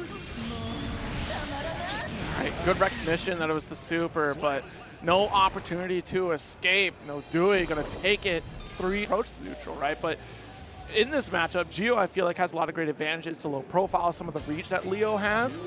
The fear becomes flash kick on every stagger setup that Gio has. So she has to be pretty airtight on her offense. Nice. I like that 2K to stop the spiral arrow. Yeah, twice over. Not gonna let Haru get started for free. 4K after the dash install. Flip kick, pretty risky, especially with the down back there. Goodness. Yeah, but Leo has access to that flash kick, as we mentioned earlier. So anything reactable like that could be pretty risky. There it is, and it looks like it was a 2K. So we're taking note that FightingBaker opting to interrupt a lot of the drill. Finally pulls out a flash kick. Minor gap for a throw here. Haru, empty jump with nothing behind it. Running up and just going for the throw. I like that safe jump. And the tap dust had some meter to fall back on in case it got blocked. Good round here for Haru. You're coming in with full resources. Heavy is the round start. Yeah, reaches really far, it's really fast, and the combo you get off of it is really good. But FightingBaker don't want to hear none of that. Oh, pass through Gold Burst. This is huge, actually. Oh no! All right, able to reset and get a throw anyways. Drill, nothing after it, too. That could have been a 6B opportunity, and even better, a flash kick opportunity, but it wasn't ready. Catches a reversal option, and it wasn't flashed by the looks. It didn't have that 50 tension just in time, but we have it for this red RC. Are we going to see a potential bait? Now the burst comes out, but that dash up 6P says, I don't care about your anti or your jump in attempt. So the way to snipe it out here. Well played here. As we get Haru taking that first game. There's that whip punch on the 6P round start again. Watch it pass through, still will work out the corner, but an offensive burst here to maintain the corner position. The chase down. Interesting that we're opting for 2-on-4K under here after dash install. Oh, unfortunately, we drop the turbulence. Gonna give Haru an opportunity to fight out. Gets the throw one more time. Should. Does get the close slash, positive frames, drill, connects. Nice. Yeah, with the blur to help you out here to extend. Jeez, didn't get the follow up there. There's one more sequence we could have gotten after DP. Excellent job fighting your way out. It's not gonna kill, but you do get to take Haru to the corner, and we don't break. I kind of like that choice.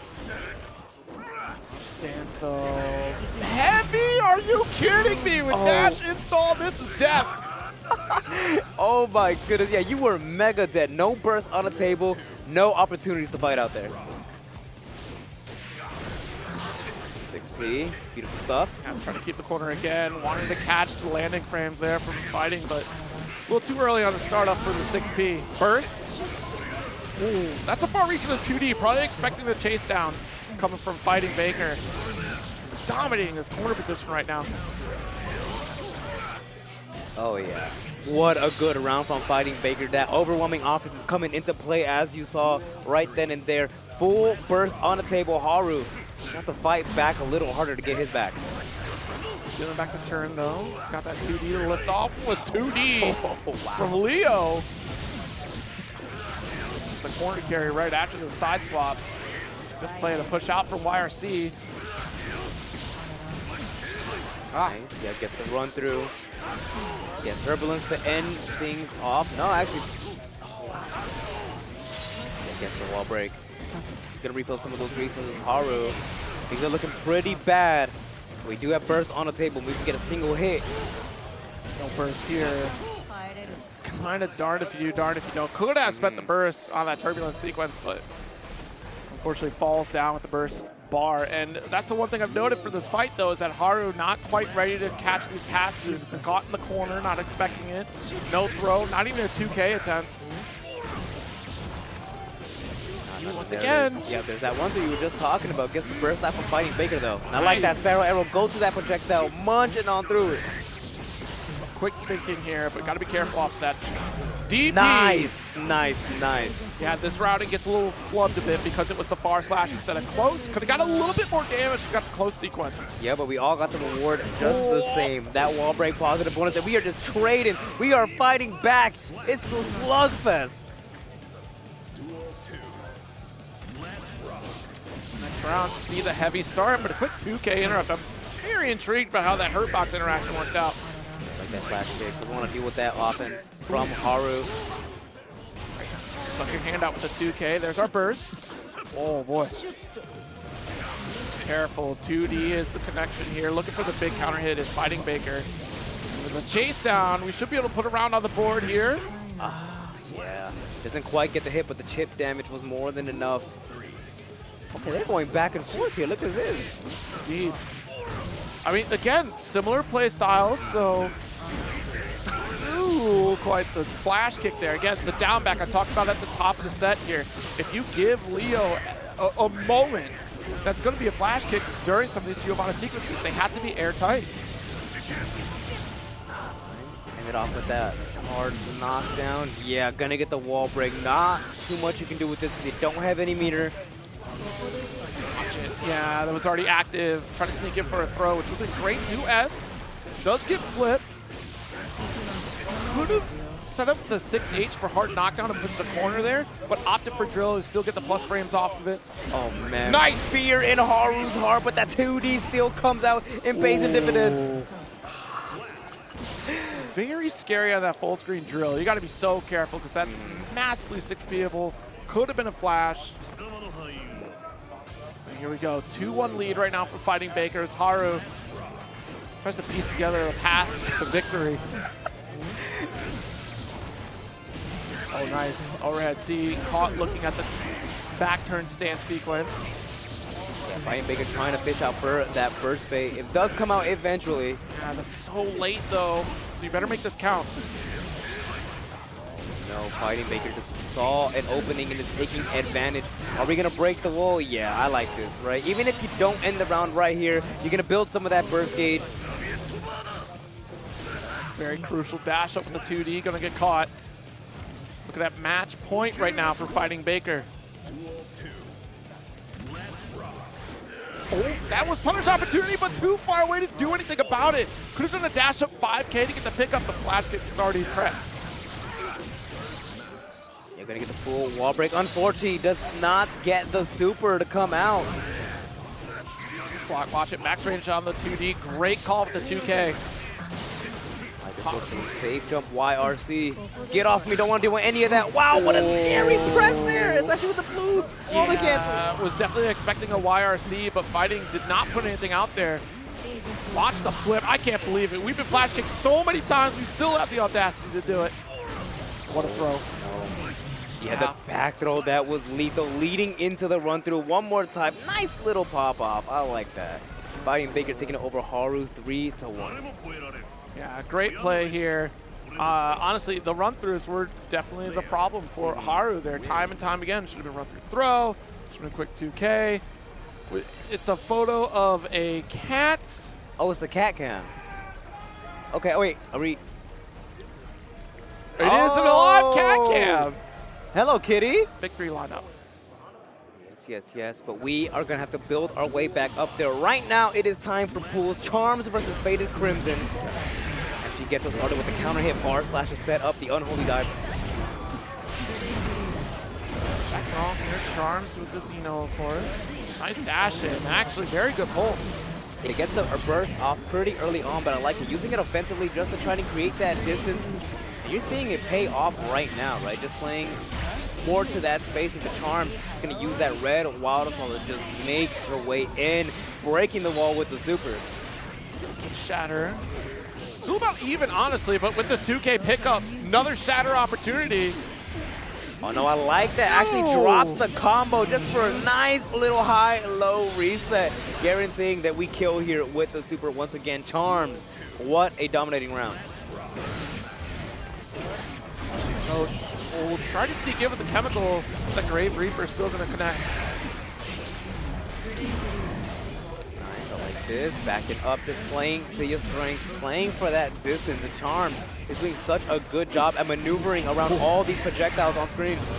6P. That low Grave Reaper being such a problem. Charms unsure of how to make this approach with FatedCrimson really running it right now.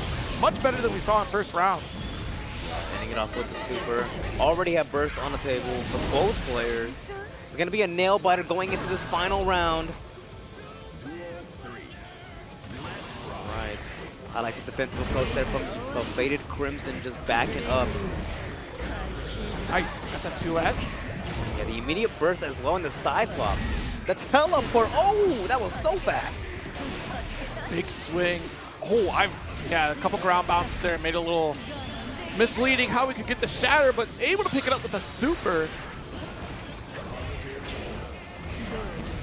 Hoping to catch the back dash there with that air dash, JS. Oh no. You are in a bullet hell, but the PRC to stay over the 2K. That was maintain our offense. So good on that navigation. They get that PRC to fall right just where we need to be to get that hit with the JK there. Beautiful play. Charms. Right. Starting us off really strong. What a start though. 2H around start. Definitely something you don't see too often. But it got the burst out from Charms really early on. What a MLA, taking it to the corner, and Stroke going under the 6P. We've seen FatedCrimson retaliate with the offense on that button time and time again. Full charge here, taking it off. Like, man, you take your time for that one. Oh, what a press and what a counter hit. Gonna set up this high-low. Yeah, a ton of meter to back it up. Whoa. Don't even risk it. Yeah, just keep it nice and simple. Just go directly into the super. Charms, she's cooking right now. Massive counter hit for the round start. Close enough to get the 6H. Great cancel to finish. Yeah, an immediate wall break, round start as well. It's going to be doing great things for your resource game here. Nice Grave Reaper, and denies the position. I love it. I love it because that first Grave Reaper was set up to teleport. Here we go. Nice steeple chase to push back for the corner. Arbiter side high, not gonna get the open. Hello. Oh, Wow, what? That hit hit so high. Also did so much damage. Got the burst out as well. I like that. Just using the succubus for the teleport. Right. Oh my goodness, Charm is so ready for this. What a 6B! Stroke. Knocked down here with another note. Oh yeah, but that other low is gonna come through and open you up. You gotta watch your legs, you gotta watch your dome, you gotta be zen and just know where Eno is gonna come through when you're fighting a mix-up heavy character. I mean, I gotta hand it to FatedCrimson though. They were doing a tremendous job peppering the screen with a lot of the projectiles here that denies the routes that Eno would traditionally go. Yet still Charms, as we saw in that game 2, round 1, just navigating every projectile on the screen with absolute finesse. Yeah, we saw it just right there. Look at the reward that Charms is getting off of just being right in the neutral and navigating it correctly. Got put in the 50-50. No way. No way. What a stop. I'm telling Charms knows his matchup. Yeah, Charms is a Look beast. at the, she's insane. Absolutely insane work. Stopped the air dash. Landed, low profile the crow with the 2S, counter hit, it's a kill. What matchup knowledge? Charms trying to reach with that 2S, another Grave Reaper. Trying to get a denial here. FatedCrimson wants a little positive bonus, build up this burst gauge. With the dive. Stain is still going to give an extension here. Nice. Terror Twins coming through.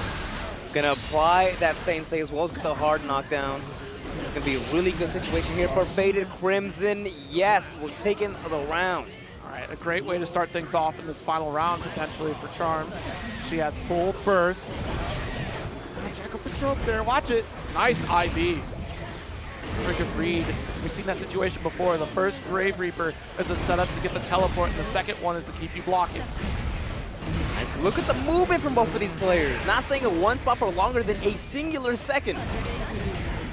Oh. Alright, play that same thing once again. I like that so much there. That 2S denied a Grave Reaper there. Oh no, H-throw going under the 6P once again. Charms is just baiting those out. Or calling them out. Say, wait, metering. Where do you think you're going? Now you ain't going nowhere. All right, Charms, great navigation, good IB. So we are trying everything to get that starter going. And outside the range of 2S, that was insane. FatedCrimson cannot get started backdashing so much. We are in danger. Shattered super. That is gonna do it. Charms, she advances. It's actually on a winner's side qualifier here. My favorite fighting game characters like ever. I'm a little biased. All right, man. Just a little. That's fine. That's fine. We're playing Guilty Gear. We're are not playing Guilty your Gear. Blaze. I mean, yes. He might be the coolest or gear character. All right, you know, I don't yuck yums, so whatever you like, okay? Can't believe you put slander on Ragnar the Blood Edge. Who? Nah, I'm playing. You know, fair, man. Honestly, that's fair. All right, getting into this game. Number 1, Mooney on the so bad guy. Bryce on the Goldlewis. Slash, Volcanic Viper, the Tootie! You almost got clobbered by the coffin for that one. There's that far slash. Yeah, we got these combos. Ended in the HVV. Oh, we hate the misinputs. Maybe it was a taunt. Full screen wild throw taunt? Honestly, yeah. Get in your opponent's head right now, early on in the set. Jesus, what do you mean you bandit revolver for full screen? I respect it. Mooney. Oh! Stop! Oh my goodness. Oh my goodness, if that works. Hold on, has to FD, and that's a wrap. Get crushed. Now we pulling out all the crazy setups. You know, it's Soul Bad Guy. Soul Bad Guys ought to do that. Oh no. I like the security cancel. Wow, look at the damage. 3 hits in this combo. You got to make it count against Soul, especially the way that Mooney is playing right now, trying to steal these turns out. He's playing, backs off. Great approach, though. If there wasn't an RC behind it. Nice 6P. Not close up for the 2K pickup, but nice 2S counter hit. Not quite the clean hit we're looking for. We're still pumping with this far slash Tyrant Rage. Right. Things are looking pretty good for Mooney in this round. Indeed, JH, the close. Scooped up.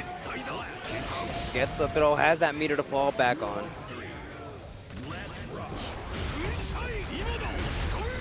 Oh, the double IB.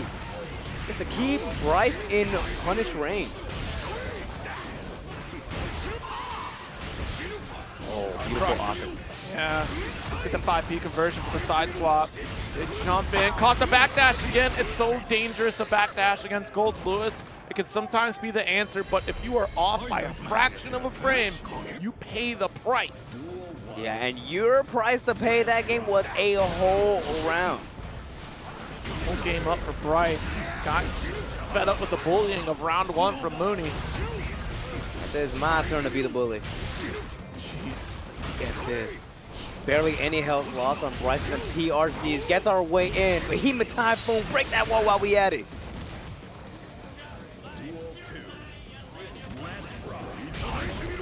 Oh my god.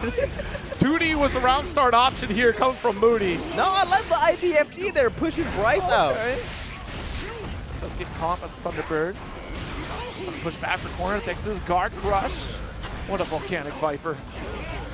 Close slash, I love the stagger. Tries to extend with the Vortex. Okay, what? Oh no, this back throw could be so bad. Full security gauge, drone is set. PRCs are way back in, watch your dome. No, wow. How? Oh no. What a gutsy play from Mooney to find the one opportunity to sneak in the throat. Fastest option we can put out there. It still gets the pickup. Back there, back into the corner, get away from me. Bryce churning the butter for a little bit of room. Right, nice 5P anti-air. Counter hits, we get a full combo on it as well. And the shatter? Okay. Okay. See, that's the beautiful thing about Soul Bad Guy. If you can dream it, you can do it. Tapped us, launch it. There's our burst. Laser beam, I ain't scared, run in! Yeah, burn it down. No anti-air, still can get swung on. Yeah, these counter hit Behemoth Typhoons are so lethal. Smart play if you would have gotten the hit, but it was a little too telegraphed by that point. Bryce able to navigate and shut down at least one option. And a round. 2-0 lead for Bryce. Yeah, beautiful rounding to the side swapping because we knew we can reach the corner. We knew we can get that wall splat, and we knew that we could take this game number 2. When he taking a second, looking at the notes. Yes, I got it. Yes. Simply gas. Yes. Play crazier. Full screen. It's interesting, Mooney gives such a wide berth to Bryce in those situations.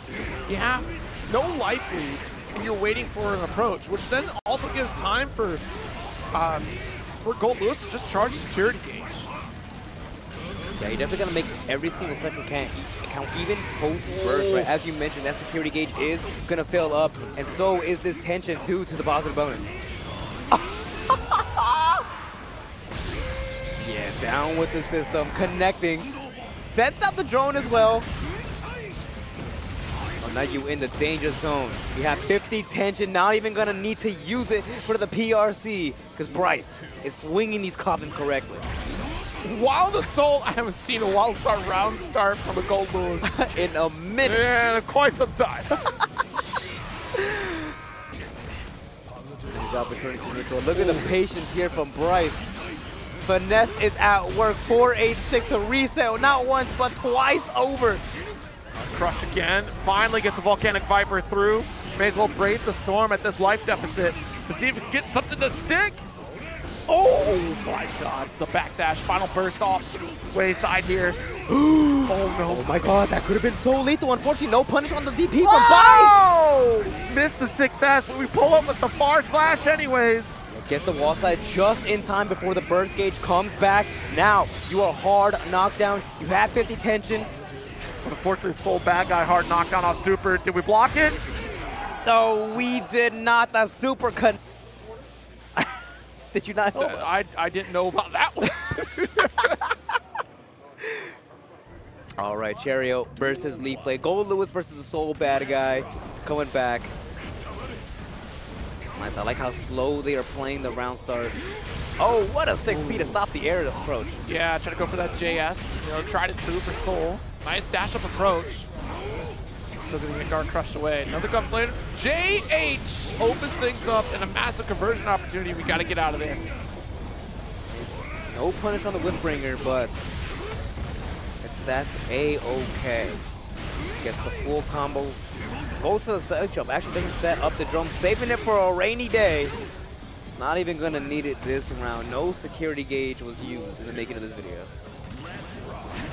Leaf with a burst advantage this round. Pump fake off the gunflame. Still able to close the gap. Look at this.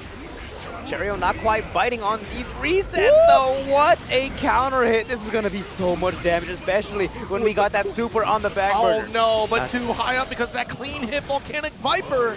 Yeah, I said we're gonna spend it on the blue Wild Assault just to react to what Cherio's gonna do. Says get back down to this ground level. Let me show you what it do. Leaf Blade felt the cool breeze from the back room of this area and thought, it's time. Yo, a perfect 2 to bite back. Let's get warmed up. Nice 2S, the round start with the 2K pickup. Beautiful. I love Soul combos. You know, Soul's such a cool character. You know, I love Optimal Soul. It's just, he's too cool. Nice. Got the revolver. Missed the JH. That's all right, though. We still own this corner. Right. Burst out from Leaf Blade. I actually like that, using it pretty offensively to keep Cherio in the corner. Unfortunately, Cherio fights his way out. I got caught here. Oh, no. I think we tried to fish with the far slash after the backdash there. Wall broke a little too soon. Doesn't get full damage. We got that gold burst and sets up the drone while we at it. Oh, what a jump back! Yeah, that was a hard call out. Oh, no! Get that deflect shield out of here. We baiting deflect shield on game number 1. You know how brave, how crazy you gotta be to do that? I think it was the walk up and we saw Orange. Like, what is that? What are you doing? What? Are you? Do you gotta sneeze? Like, what is that? Suddenly, Leaf Blade started glowing orange. I didn't know what to make of it. Dang, I thought I was the orange one here. 6S, so chase down with Fafnir, but quite the 2K. If you could, you know, don't let me find out they changed 2.0 that the Behemoth Typhoon deflects projectiles. I'll be mad. Oh no, if they did that, I think a lot more than you would just be mad. Off the wall. Oh no, not like this. Oh, okay, opportunity. Oh, there's a deflect shield one more time to push Cherio into the corner. What in the world? PRC tries to turn it around, but the JK has that minigun out just in case it didn't kill. Knew it was gonna. Maybe just wanted to BM a little bit post round. And what a counter hit round start. The 5H and the close slash as well. I think if we delay off that Night Raid into the Fafnir, we should be able to get the clean hit, which would then wall bounce at that range. Maybe he wasn't quite sure, so we go for the for sure thing. Oh my goodness, what a side swap! Oh yeah, this is gonna hurt. It's 2 hits, but this is from a big man. Look at that.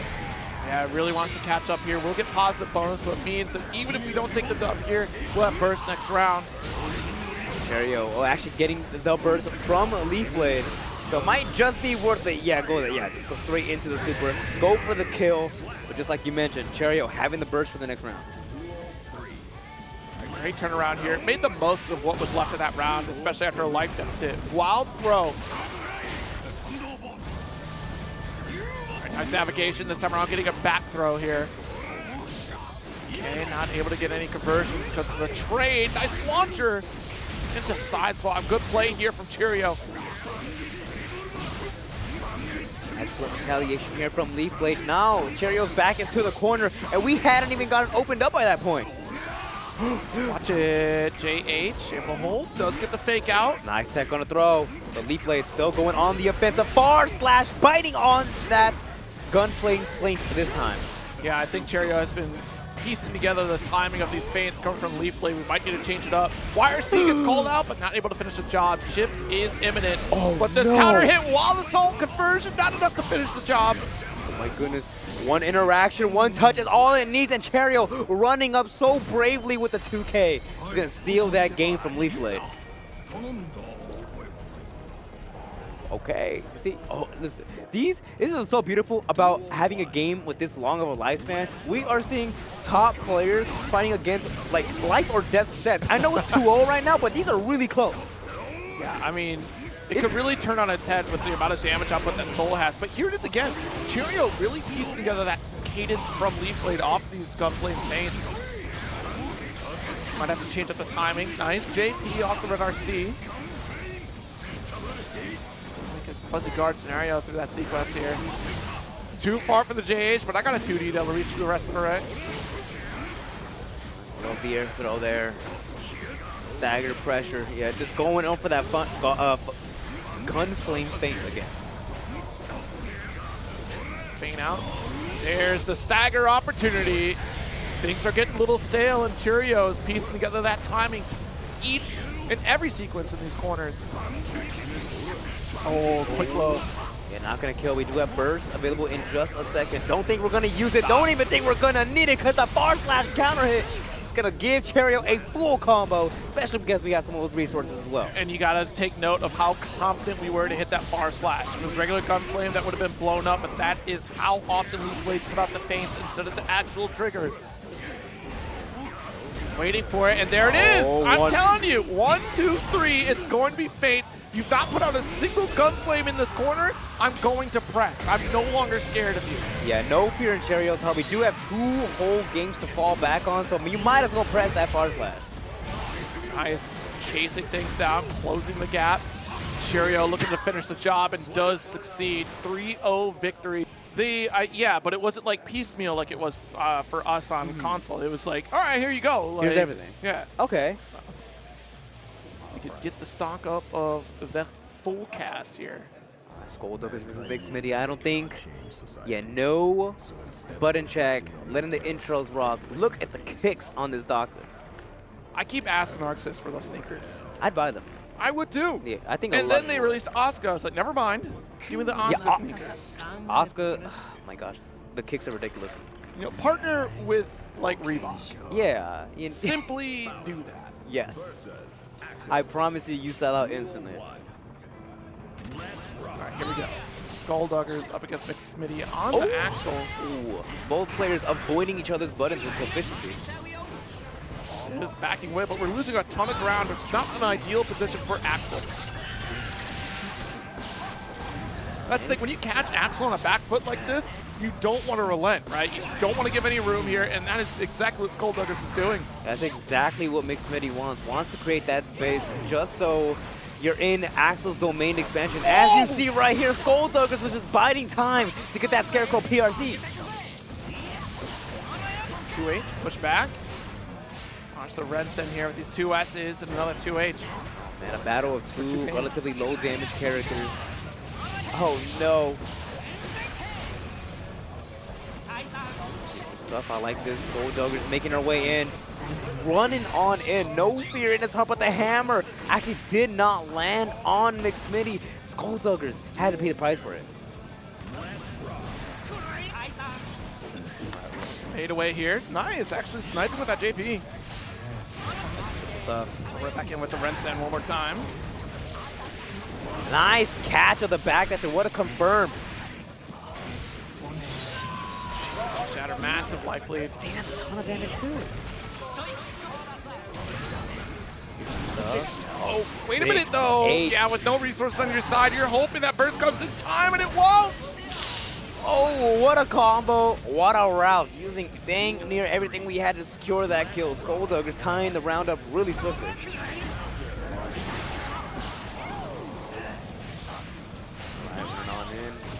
Nice punish. Good recognition that we're able to punish there. Now we have the trumpet. What are we going to go for? Yeah, just run up with the 2K here. Nice dive kick. Ends it off with a super. Trying to regain some of those resources going into this next section of the stage.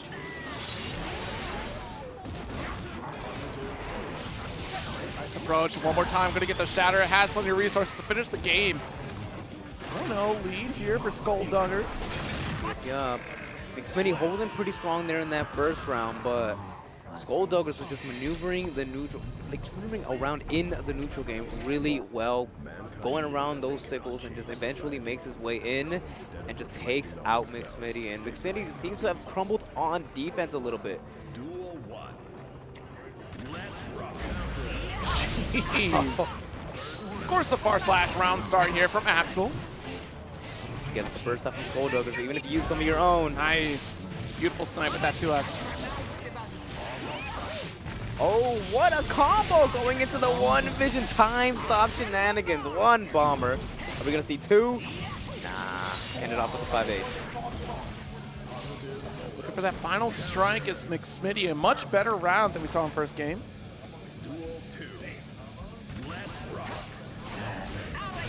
Fade away, still keeping low. As long as we maintain this mid screen, I think Xfinity is looking pretty comfortable. 2H to catch the chase. Rensen. Afro is on the ground. I love that we're trying to fight for who gets that Afro, because honestly, if Skullduggers picked it up, we would have sent Bomb Bag out. And that would have made things a little tricky here for Xfinity to maintain the position. Jeez, quick cancel with the RC. The Skullduggers already taken to the skies for a dive kick. Oh, snip, snip, snip. Finds his mark. Now you got that haircut nobody loves to have. Oh, I like that. Doesn't actually go for a combo, just lets the detonation work in his favor. Exactly. Trying to fight for that full screen position. Outside the range of the hook, but the teleport for Scarecrow. Full opener here for Skullduggers. Oh, what a cross-up! Oh my goodness, he's pulling out all the tricks. Not going to spend the rest of that meter because we knew the combo following was not going to kill. Yeah, go for the mix-up. The low, watch your toes. Skullduggers tying up the round. Absolutely hard to block situation here. Skullduggers, Wild Salt chase down. Mini Faust. Off in La La Land. But he is walking up to you and makes me actually hit Mini Faust. So now he's active. Yeah, bombs away. So has to deal with this bomb, and we get the quick. How are you so fast with it, Skullduggers? I think you might be onto something. That Skullduggers might be the Faust of the bracket. Like, hold on. Look at the items on deck. Tons of Mini Faust, tons of trumpets, and tons of bombs to cover ourselves when we make a small mistake such as that. Going to this game number 3. Wow, both players taking off the direct approach, running up against the throw. Not the trumpet though, 5P. Throw is out. I like that gold burst. Doesn't want to deal with the mix-up coming up afterwards. Yeah, I mean, what can you do out of that corner situation? No reversal. Xfinity needs a little bit of room. It is so darn frustrating going up against Faust, especially with all those low-profile options where you're just crouching, right? So Axel having a hard time trying to keep things away from Skullduggers. Yeah, no, I agree. Yeah, get the... Oh, we don't kill, though. You know, honestly, get that positive bonus just in case. Yeah. I'll do it again. Yeah, why not? I'll just give another full charge dust, no problem. One more round here on the table for Skullduggers. It's all we need to move on. I can't believe it. Faust scurrying full screen there. Xfinity gonna get knocked down one more time for this corner position. Trumpets out, trying to grab it. Oh, both are just fighting for it, but Xfinity's too scared to walk forward. Stays mid, does get teleport. Yeah, Xfinity caught in a very bad position here. Trying to navigate through all the left-right shenanigans coming from Skullduggers. Mini Faust open things up, mix. Not quite able to shatter. Yeah, one interaction left, and a back throw is going to give Xfinity another chance. Oh, nice, I like that. Xfinity definitely knew that horn when was coming through. Send the hammer full screen. But Skullduggers, we're just gonna launch ourselves with a mix, burst bait while we out on top of it. Moving on, 3-0. Without the, but this is a qualifier here to get to top 192, and yeah, once you're in the threshold of this bracket, There's no hiding anymore. No, you have to face your fears. You got to fight these top players. Lord Knight versus Medikit starts now. Yeah, A.B.A has been a monster of a character as we slowly learned how to really unlock her true potential. And so when we get this Jealous Rage, that becomes a nightmare scenario, a little bit of a drop. And that small blunder is everything for Lord Knight right now. Yeah, but even if that combo didn't do a ton of damage, it wasted a lot of time. So now we have no Jealous Gauge. Oh, I like this. LK is just resetting these combos time and time again with that S tether. Just keeping Medikit right where he wants him. Tommy out. IRC away. Watch the blur into parry. What a call from Lord Knight. Oh my goodness, that's some amazing recognition. That's an active hurt box. It'd be a shame if somebody parried it. The cross of Yozante calling out the deflect shield. Get the blue Wild Assault instead, leaving us in the counter hit state. Look at the combo. What's crazy is that we kept you comboed long enough that you couldn't get out of Jealous Rage. You were empty. No gas in the tank. That's a good block on the mix-up. Didn't get that Rekka too. Didn't actually opt to go into the install. But now we do with the super as well. Air blocker, so we're not as plus. Ooh. Okay, why you blocking? What a key drop. Big. Dang. Nah! Pump the brakes as we see Lord Knight with another parry, 2H finish. Yeah, just sending them. Lord Knight in complete control here, and that's a big factor in the A.B.A matchup, right? You do not let her cook in Jealous Rage for long if she does ever activate it. But when she loses that meter, don't let her gain it back.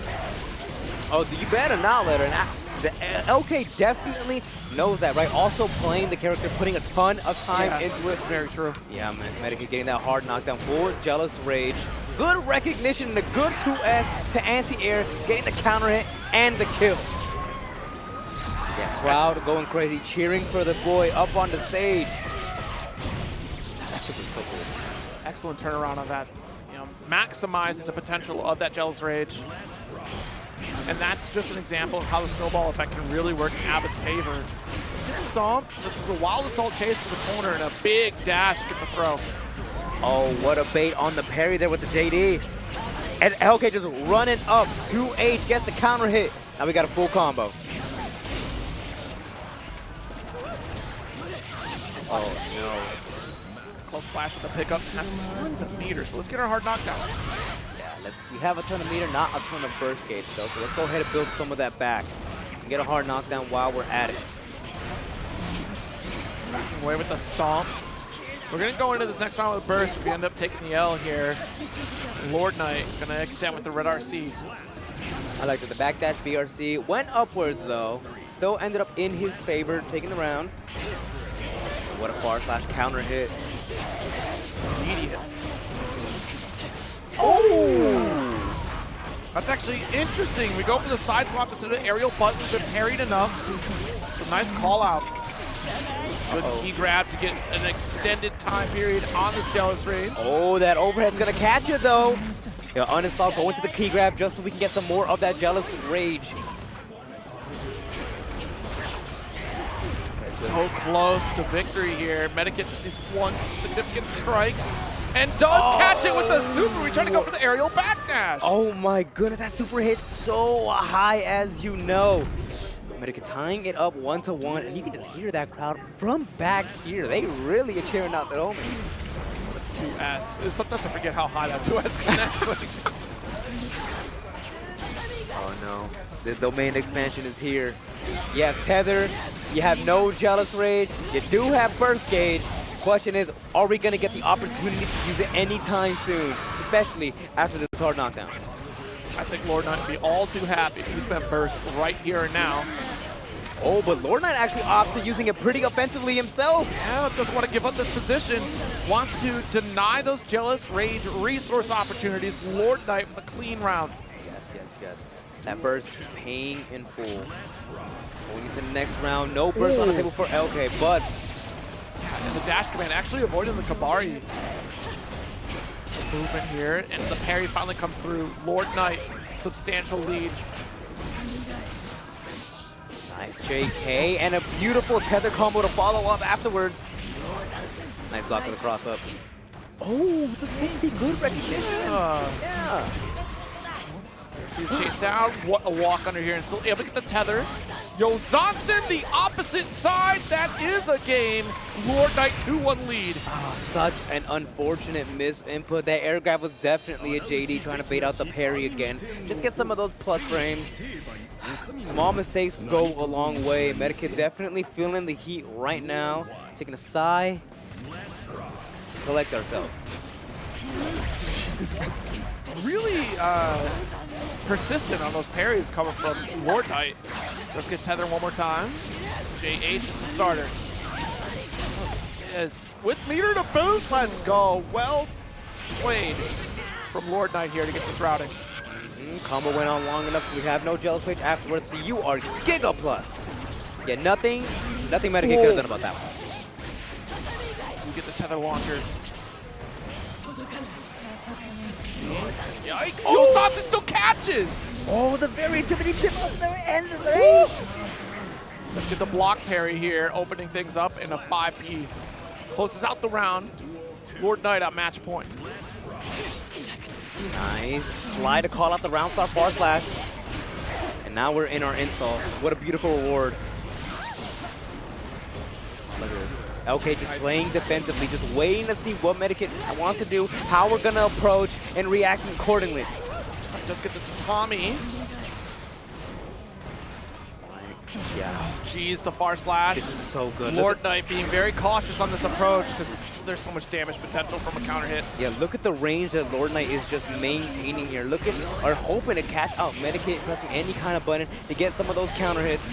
And it's that Jealous Rage meter that Lord Knight is being very cautious of, giving no opportunity because you're already in a bad way. If you can't build your rage, look, I'm winning. You have to come to me, and you have terrible movement as A.B.A when she's not Jealous Rage. This is a smart play from Lord Knight to lame it out and secure victory. Yeah, play it out. What's A.B.A going to do to get that close? Has to spend some sort of resource to just slingshot our way back in for both of these players, right? Right, exactly. Yeah, I mean, Johnny is such a preventative character, right? So you're having those far-range normals here, especially when it comes to Miss Finer, to prevent Geo with that linear movement. She does have some reach, right? Of course, with the heavy slash, 2D is going to be another option here to kind of close that gap. But Johnny, that far slash, so potent. We do have Miss Finer again as an option. Once we get guard crushed or even get deal put out there, it's a tough play. Yeah, not even letting Munchauks reset pressure with that spiral arrow. Gonna get the wall break as well. No hard knockdown though. Saving our resources for a close wall break situation. Yeah, I like this. Gonna ask the question, what's my name's not gonna kill. So Munchauks does have one more situation to deal with what's coming up next. Oh, the close slash. It is biding time with that BRC, giving him a few extra frames to just recover in time to get a community close slash still. It's funny because there's like, what's that over there? Nice hit hand spiral arrow. What a backdash! That should have been all you with the close slash, but we took a moment before we put that out there. All right, this is a character you can go for your delay pressure as Giovanna, but man, Kazam really navigating this space here. Out of the corner we go, and to get that far reach. Yeah. Just backdashing and looking to whip punish Munchauks. Very preventative, like you mentioned. Doesn't have to put himself in any kind of danger if he doesn't need to. That 2K sticking out there, but quick movement here from Munchauks. Let's get the full DP extension. It's hesitation. It's literally just hesitation on Munchauks right now that is killing them. Like, he has opportunities where he strikes or opportunities to maintain the turn. Maybe we're looking for YRC interaction or like a burst or something. Like, I'm not sure. But especially with that plus interaction we have with that spiral arrow, the enhanced version, that should have just been us on top of Kazam for that sequence. There we go. Definitely agree. There, we do get a chase down far slash. Dash giving it that extra bit of range. Wow, what a call out. Already preemptively holding the P-Finer. Quick Joker trick as well. Breaking that wall, getting some of those resources back once again. Nice IBFD. Now you gotta deal with the card. Oh, unfortunate. Didn't get the BRC overhead, but it still works out in our favor. Gonna break the wall. Once again, getting some of those resources. Now we return to neutral, though. stuff. Beautiful combo. 6H kill. Doesn't even need to fall back on some of those resources. Munchauks. All right, we have some momentum here.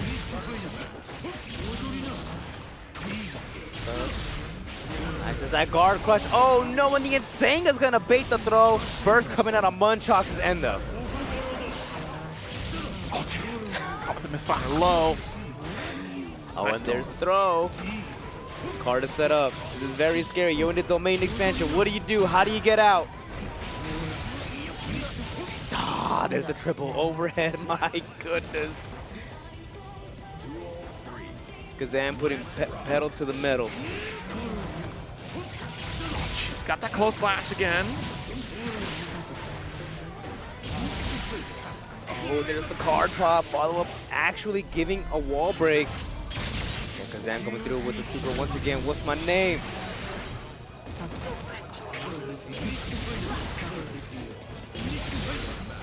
Burst is on the table, but the bar slash immediately going into the Joker trick. Not going to give Munchauks an opportunity to burst with a perfect as well. Kazam, 2-0 lead, looking super strong right now. Absolutely. Yeah, Kazam really kind of controlling that pace. And again, that's kind of what I predicted at the top of the set, right? It's just if Johnny could be very preventative and get a little bit of room from Gio, it's a nightmare scenario to try to close that gap. Little slash counter hit. What is 6P? Full combo. Yeah, gets the super as well. Beautiful stuff. Dang, already. So much of your health bar is gone in just a few interactions. Giovanna's definitely that type of character. Yeah, not gonna. We're just gonna go into the wall break. Wow. That is so much damage. I guess with the extra wall break damage, it definitely was gonna kill. Shocked me a little bit.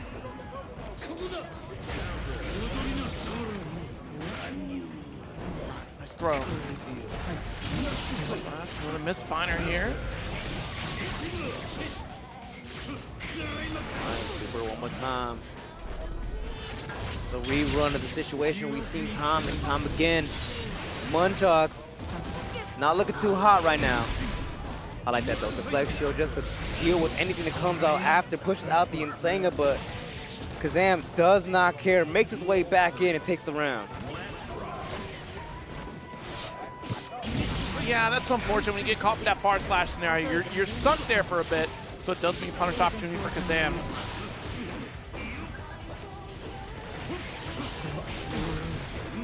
Nice. Ooh, counter hit. So a slight delay for the 214K, but does get the air throw. Kazam, full conversion. Yeah, Kazam does not want you to leave this corner unless he says you are good to do so.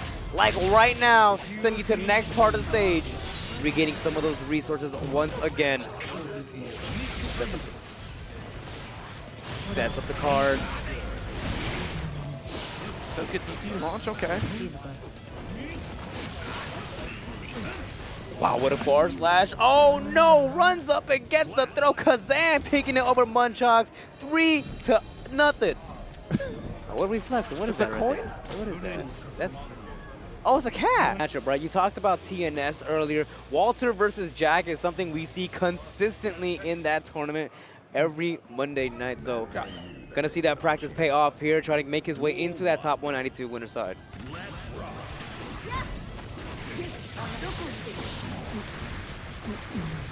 Already makes their way in. Harbinger to the corner. Ooh. Oh, stop. Nice. I think that was an attempt at a burst bait there. Harbinger doesn't bite.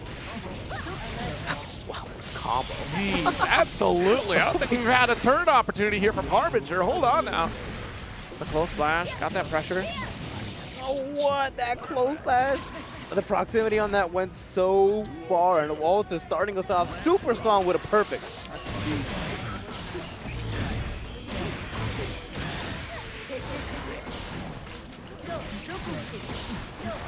Close slash. I like that air dash, escape the corner. Harbinger really trying to get started. We don't have too many bullets to work with though. Unfortunately, Walter recognizes that and just makes his way in. And look at the reward off of a counter hit. Let's get this set up for corner here. Nice lapel. Oh no, Winger coming through. Actually doing a decent chunk of damage. Refilling some of those resources. Still no bullets in the chamber here for Harbinger. Yeah, this is a massive blunder. Calls out the burst. Well played here from Walter. Yeah, Walter, recognizing that, and just not wasting any time. Oh, you have no burst? Good luck fighting out of my pressure. You just, what's insane to me, you have no resource to do haircut. You do this all the time, Walter. It's nuts. It works consistently. You might as well keep doing it. Because no one thinks you're going to do it. Like, why would you do it? It's insane. All right. Bring the wall as well. With the drift? Oh, wow. Trying to bait out a throw, likely. Which would have been huge for a corner carry combo. Good blocks, though, from Harbinger. But again, so this is a tale of very similar stories, because once that knockdown is placed, it's like, all right, I have no reversal. I got to ride this out defensively. Wow, 2K catches the trip guard. Stagger. Yep. The full reload here, able to build up some concentration. Okay, we got a little bit of something going on here. 2K is catching Walter, trying to jump out consistently. Gonna break the wall with that Deus Ex Machina again. Refill some of those resources. Don't have a ton of concentration to work with though. Check out here. Watch it with the drift. Oh my goodness, beautiful tech, gonna throw 2 times over. Now we have meter hair card becomes even more scarier. The guard crush again. Still able to close that gap. Harbinger, that life lead that we did have is quickly dwindling. Oh, fast RC to the 6 hit does connect. We get a small little knockdown after it. And now Harbinger is making the most of it, bursts out of the corner. I mean, it's a great spot to be full screen away from Millia. Every arc that she's going to have to make that approach involves some sort of jump. So that's a free gunshot from Happy Chaos to push you right back full screen. Oh, missed the conversion. Oh, there's another Walter classic. Bad move with no meter to fall back behind it. Ah, my goodness, gets the throw. Nice. Beautiful stuff. JH counter hit. Oh, Lord, this is going to be lethal. The super to continue the combo. Ends it off with the hair card. Another perfect Walter out here just pushing these out. Stuff here. Walter trying to make some quick work. And unfortunately, Harbinger just can't seem to keep their footing. Like, it started out great in that round 2, but... Yeah, when we get started, we get started. Yeah. Oh, what a compel side swap. Fortunate block there for Harbinger, but not able to survive long enough. Yeah, nice block on the tap us. Does get opened up by the throw, though. Okay, watch that low. JP to keep you in that corner position. Oh, the stagger with close slash. Nice, that tap does coming in again. No concentration. Oh, we tried to sneak it in there, but Walter's ready. 2P fighting out. Very cheeky stuff. Uh-oh, Harbinger, you got one more interaction. You got a ton of meter. You got to make something happen. Unfortunately, you guessed wrong. And Walter, got you looking silly right now. Looking left and right. Don't know where you're looking. All right, nice little Artemis, though. Heavy.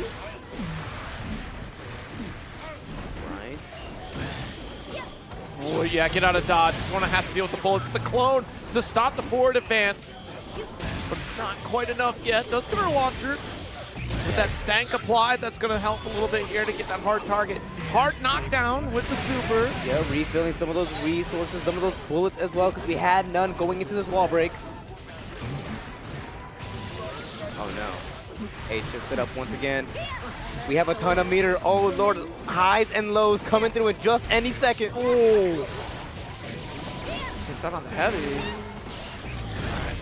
Last interaction potential. Oh, we want to run up. We held the gun at the ready, expecting a jump arc, and yet we committed from Walter. Big run, big air throw. Oh, this could be everything here. Harbinger trying to make the most of it. Gets the burst out from Walter. Has to spend some more meters to keep ourselves safe. No! We didn't do the gun flip, but the just the roll gunshot in general is going to secure that round. Harbinger clawing back slowly. Harbinger, nice round open here. With no burst, this is a terrifying scenario. We are a couple games up. So there's that, but this blunder of no concentration to one bullet might come back to bite Harbinger. Right, we still have one bullet in the chamber though, so that's one opportunity to fight out. Okay. Walter is just going in for these throw resets at every given point. Watch the approach. Nice. Ah, there it is again. One more interaction. Burst is available. We do have that 50 tension, but we don't even get to use the burst. Pool block here. Yep, no button check. I think they're going straight into it. Axel low. Mom come pick me up. And the Faust on Roofcat's end. Around here. Just trying to get a little breathing room away from Faust at the 5P. Nice fadeaway with the JS. Still going to keep you at bay with some of that red set action. I do like the fact that we are at 50% life lead. No need to press the issue any further. I mean, it's standard Axel play. One vision misses. Super unfortunate.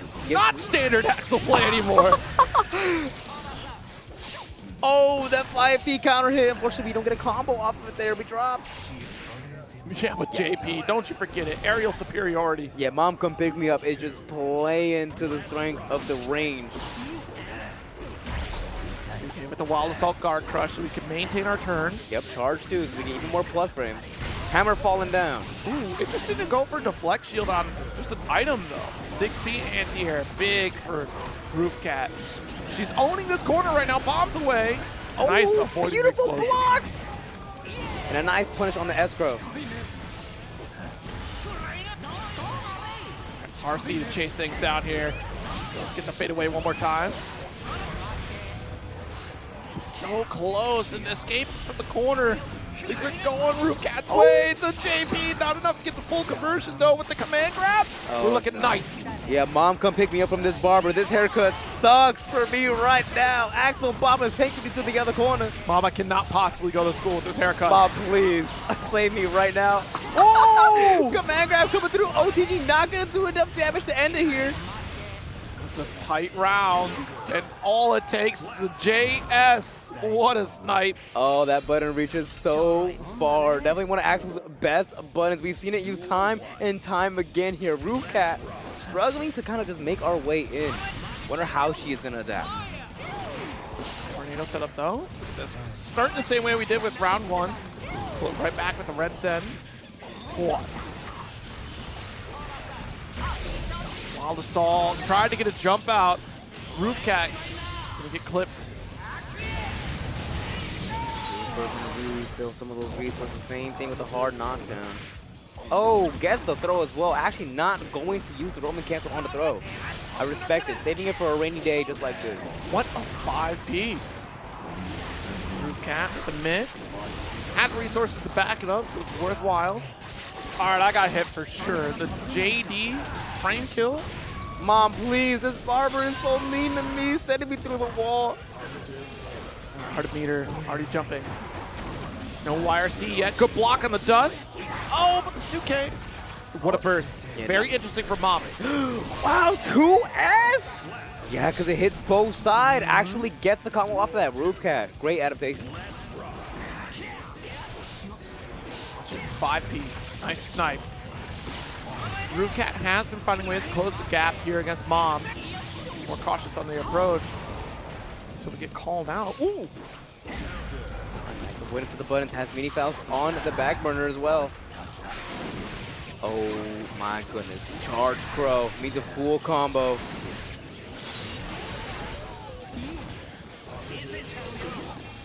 That BRC 2-time. Oh no, super unfortunate. Has to get the burst out from Roofcat. Yeah, I got a little bit of an overjump on that one there. Close slash pressure. Oh. Biding our time, and we don't avoid mini Faust. Yeah, we did avoid a little bit. We got a little bit more damage. Well, she's not gonna matter because Roofcat is just gonna fight back and play around you, tying it up 1-1, and you can hear the crowd cheering for her. A little fist pump too? Yeah, feeling ourselves. Yeah. Yes, I can do this. It's 2H pushing away, got the windmill, and that's dangerous for Faust with that far-reaching normal there. Full slash, continuing that pressure tornado. Missing the cross-up opportunity. Mom with a couple back dashes away from Roofcat. Beautiful 2H. But the trumpet's still on the field, and you swing it over to Bob. Oh no! The crowd actually messed up the command grab from connecting, so we don't get a follow-up to the combo. There's that teleport PRC. Actually not gonna break the wall, using the bomb bag to maintain our meaty plus range. Big drop from JK. You're really Jason. Couple RCs. Mom taking around.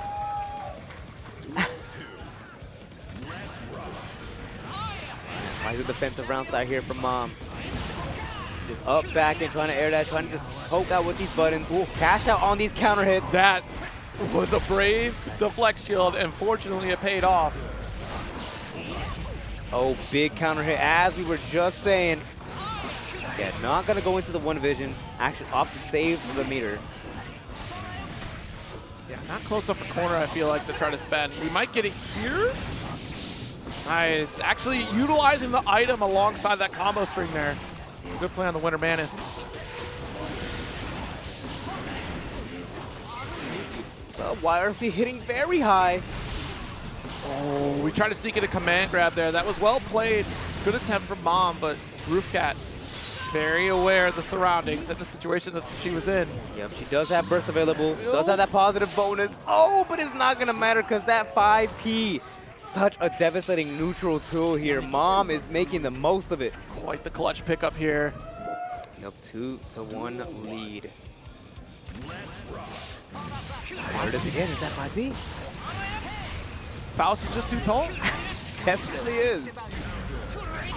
JS burst away. Roofcat she's trying to make something of this one game here. Nice 2H. Nice seeing that the 4-1 is minus. Look at this. Oh, yeah. Axel bomber one time. Let me get one more. Now we go for the full yeah, finish here. Nice. All right, Mom can pick me up. Mom might need to come pick us up pretty soon here. One more round is all we need to win this set. Excellent IPE. Still got the backdash away. Oh, the air-to-air. Beautiful JP and a beautiful conversion here, taking it to the corner. The throw is on deck as well. Nice. I get these interrupts calling out the golf swing. Oh my goodness. Oh, we tried though with the close slash, right? We went for the S-Cross. We avoided both of them. Roofcat just pulling out all the mix. That command grab just time and time working. Yeah, there's that two-time Axel Bomber. Takes it to the corner. Getting a full combo as well.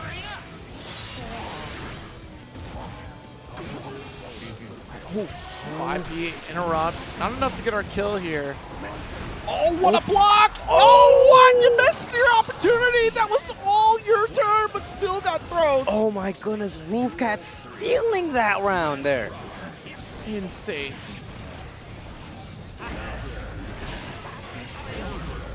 Item, nice counter hit there. Potassium is on the field. Danger levels are high. Ooh. What, the bomb actually? Wow, the bomb blocked the 2H there for Roofcat. What a JH.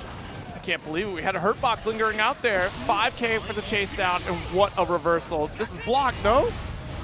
Yeah, it is. Yep, gets the full punish. Mix, mix, mix. Take it to the corner. It goes for one more mix, and a beautiful block from Mom could pick me up. Another fadeaway JS. Snipe. Axel Bomber finish. Mom come pick me up in a tight closer of a set. 3-1. Quite the play. Gotta appreciate the pop off. You're beating. It's been fantastic here so far across all the different events. We got. I'm trying to like we got plenty of pools. It's like it's all day pools, I believe, a today. lot. I mean, it makes sense, right? So many people are entering because this is the last chance to earn those Arc World Tour points or to get that Platinum qualifier spot. But it's time to jump into the first set here of this block.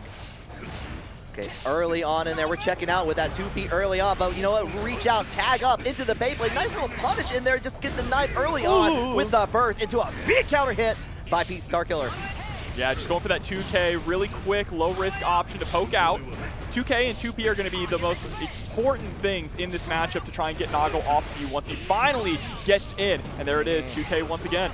Yeah, no mix-up opportunity there, just going to hold up. Pushes away, pulls down the fort with the tornado into the Resin Geki, and their big counter hit on here. That's all you need to continue on. The first round is going to go to Orms by Gore. Yeah, Worm's looking very studied in this matchup already, but going to get hit immediately by the DP at round start. Pete Starkiller Attempting to jump in. Okay, I like the interruption in there, going for the 2P option on there. Still a really good thing just to do, to just pour the interruption on there. It's going to keep it plus, but here comes the Beyblade.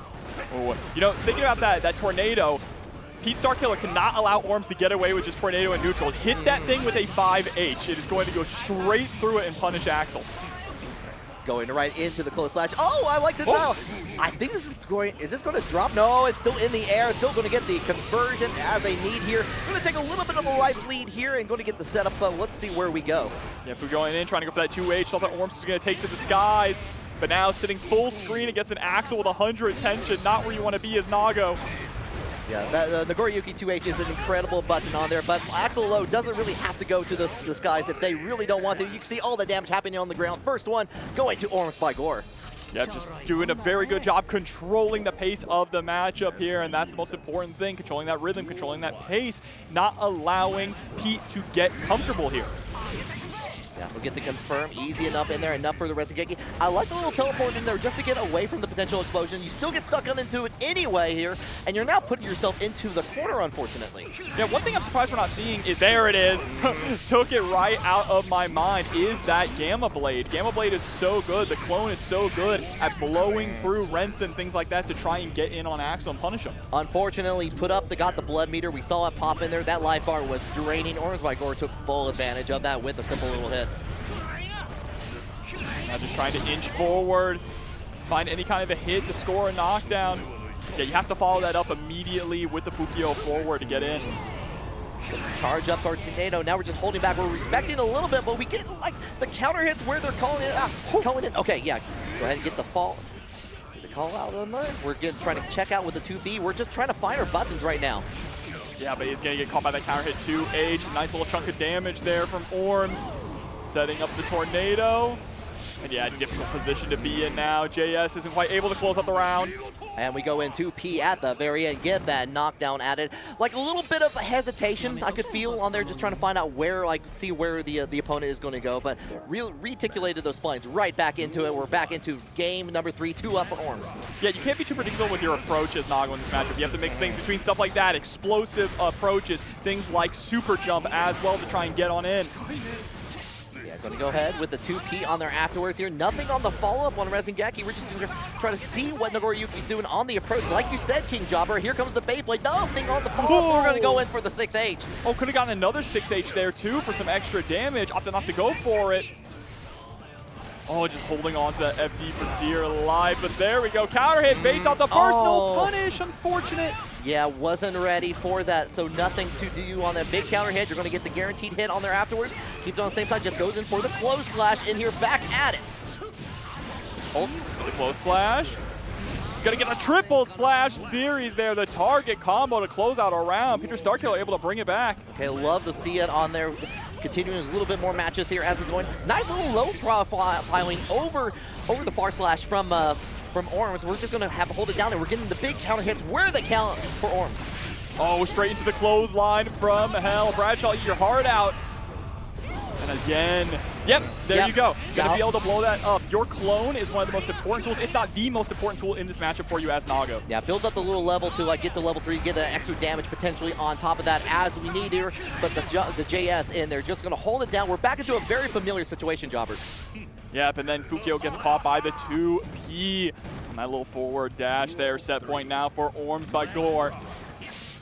Okay, yeah, and just immediate in there, anti-air, a 5P on there, just going to call it out here. We're stuck in the corner. We're going to keep it up here. Nothing special for it. We're going to go in there with the rainwater, but nothing else after, unfortunately. And the 5H, trying to separate your head from your shoulders. So we're just swinging back. There's no fear by Orms. Whenever Pete gets in, Orms is just pressing on that 2K. I think Orms is just incredibly comfortable, has that right distance in there. You see it calling out with the 2P a little bit earlier in here, getting back into that mid-range here, getting nothing on the whip punish in there. Beyblade gets a big counter hit and a little bit of drainage with that counter hit as well. And chip damage is going to do it here. He can definitely close this out. Just has to be careful and gets caught by the delayed explosion. That's going to be it. Yeah, that's unfortunate to deal with, but it did feel like Orms had Faust on the leash. You take him to the dog park. You go for walkies a little bit. You can turn things around there. That's a weird looking dog. You want a pet? We were letting those intros rock too. Still my favorite intro in the game, bar none. Baiken's just so cool. Straight out of an Akira Kurosawa film. Yo, Jimbo. Yeah, bring out the Technicolor. Make it real. There we go.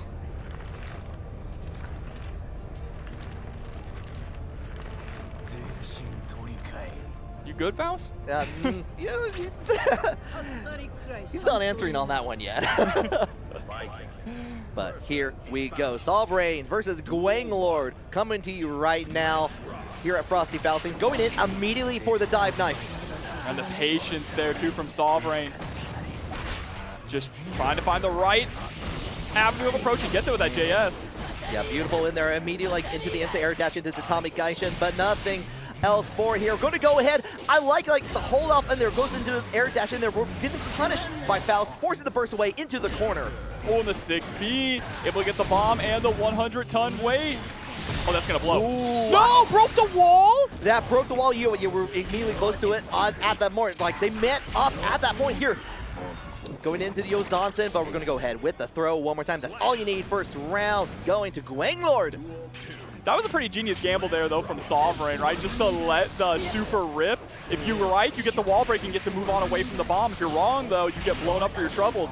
And now, putting the pain on Gwanglord here in the corner is what I would say, but that J2K allows an escape. Love the timing on that from Gwanglord, just to interrupt on the Tamagaishi on there afterwards. The Tamagaishi, rather. I'm thinking Sam Show on the brain a little bit, but if we're going in, hold it down, just hold it with the light RC to get off. It's understandable. This is the best character in Sam Show on the screen right now. Exactly. You're right. You're absolutely right on that. But we're going in. Oh, nice block on the burst on there afterwards here. Nothing on the follow-up hitter. Going to give another shot for Sovereign to go in, but we go in for the throw. Second burst, same as the first. That was such a delayed burst bait there as well. I mean, Sovereign had the right idea, right? Wait until he jumps and goes on the downward arc, because that's when you're going to expect the button to come out, but no button came. Yeah, nothing for it, but we're right back in there. We're trading blow for blow. There's that 2H immediately from the burst, and they're getting away, but here comes Mini Faust. Oh, there's 6P, hard knockdown. Mini Faust gets activated, preventing that Oki. Okay, the 6H does make its mark on here. Get in there right for actually a little bit of thread and needle, get away from the hammer, but you're not going to thread anywhere. For these meteors to strike down on your face, we're going to go in for the blow, get that guard crush. Oh, needs to get the, yep, they both were racing to get the trumpet. Sovereign coming out on top, but dashes in just not far enough to get the throw, and the panic burst is going to get punished. Yeah, beautiful attempt on that. We're going to save that 100 tons just for a little bit of late. And the Acme comedy Looney Tunes timing is in full effect on there, brings it down. Imagine a game where you get to see Faust and Peacock in the same game. I need that. We need Skullgirls versus Guilty Gear. Oh my god. We need to draft up some plans for sure on there afterwards here. But in the meantime, Sovereign going to go over, side switch on the Yozansen on there afterwards. A little bit of the mix coming in for Gwanglord. Going to increase it with the BRC and using a lot of resources to get to that point, but does get the positive bonus and the wall break. And that mix earlier was actually such a good call, right? You had the tension to just throw it out. If it was blocked, you're right in their face, plus frames with the RC. But we got the call out in there with the 6P into the big Yozansen on there afterwards. Going to finish out the Kabari afterwards. Just okay, get one round for one round. And then straight to the next one here. Both of them just creating a little bit of space. No one wanting to commit yet, but the IAD gets blown up. The first one to try and strike is the first one to get hit. And Mini Faust stuck between a rock and a hard place. Oh, trying to go in with the JS from Sovereign on there. Got denied early on. You're back into the corner, into the mix. That's going to break the wall, and you got the overdrive to show it off here. Check those shins. They are broken. Shins broken, wall broken, hard knockdown and positive bonus here for Gwanglord, trying to get a 2-0 lead here in this set. Just one little confirm away from doing it. Yeah, with the teleport on there afterwards here, get the throw on there and going to take that match. All right, yeah, stretch out those hands. Yeah, he does the calisthenics. I like what I'm seeing here from both players. Gwanglord doing such a fantastic job of just locking down a lot of the approaches that Sovereign is trying to go for. Yeah, definitely seeing a lot of the instant air dashes coming in, and they're like denying a lot with 6P and a few other bosses. And even in like when Sovereign's getting anything started, there's that 6P again right into Meteor, so they're gonna have a little bit more time into the teleport. back into neutral. The RNG has been so good with these items. Yep, jump up, toss the afro. Yep. Too far away, doesn't get a conversion on top of that, but this time the instant air dash is worth it on there. But the low profile from Gwangler to get above the Kabari. Now gonna be able to go for a mix-up here, try to stay safe side, but the crawl was so smart there from Gwangler, just avoiding the mix-up altogether. This time getting the block, trying to go for the button press as well. And that's just swimming on out. Just swooping on out of there, away from the JS in there from Sovereign. We're just gonna go in for the air throw. Doesn't go in like for a side switch on there, just trying to get in there. The J2K still coming out clutch. Coming from up top all the way down below. Gwangler sitting at set point. From the top rope on there, was like really doing a hard read there. Was really expecting from behind. Unfortunate for that here, but we're going right back into the corner. 6H into the tatami. Going to catch it out. Nice little down that time. Good call out in there. Just goes in for the tick throw on there afterwards. Puts themselves into the corner, but it may not even matter with the side switches. Send out the hammer, just running right into that 2S, gets the pickup, gonna get the side swap. Yes, doesn't go to break the wall, instead opts to reset pressure to make sure you can squeeze out a little bit more offense. Yeah, and you got the throw on them, you do get the hit on there, so Conversion City, here we go, population, Gwangler. Now dash up, 6P, didn't go for the RC though, things are good. Scrambly, but is able to bait the burst and close it out 3-0. What a performance. Okay, can we just go back and talk about how Gwangler was so smart with these burst blocks on here, was just like ready for them and like in those opportunities and just made it work every time. Matchup. First Zato I got to see here on stream so far. No, I haven't, we haven't seen a lot of Zato, understandably, in the more recent seasons on there, but there's still a couple of people still hanging on here. Bimber, we're already going right into it though, but I know MJ Kurase is also in the bracket. I believe another Zato player, so we have potential for multiple Zatos in this pool. So if you like that character, stick around. I sure hope so, because I think he's the potential man, right? He's got all the potential in the world. People just need to be able to utilize it properly. But you're going up against the queen of mix-ups as well here. B-Down coming in with the Eno. A lot of people picking up Eno lately.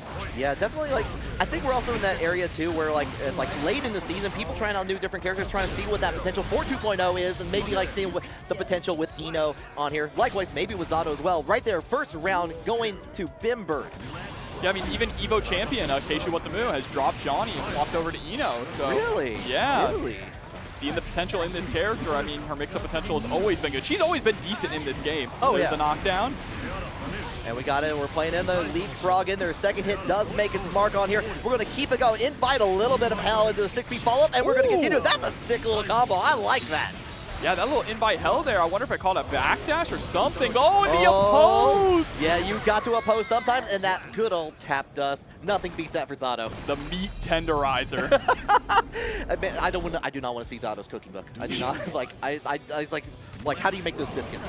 How can he read it? He has Eddie read it for him. I don't trust a word Eddie says. This is what, yeah, the Zato dinner party, not to be had. But if this time, he's eating really good as we go back into the corner. Eddie's still out to play on here. Cancels out into the empty low. Oh, gets the close slash into the 5H, summoning the sword to also fill up that Eddie gauge and get the hard knockdown.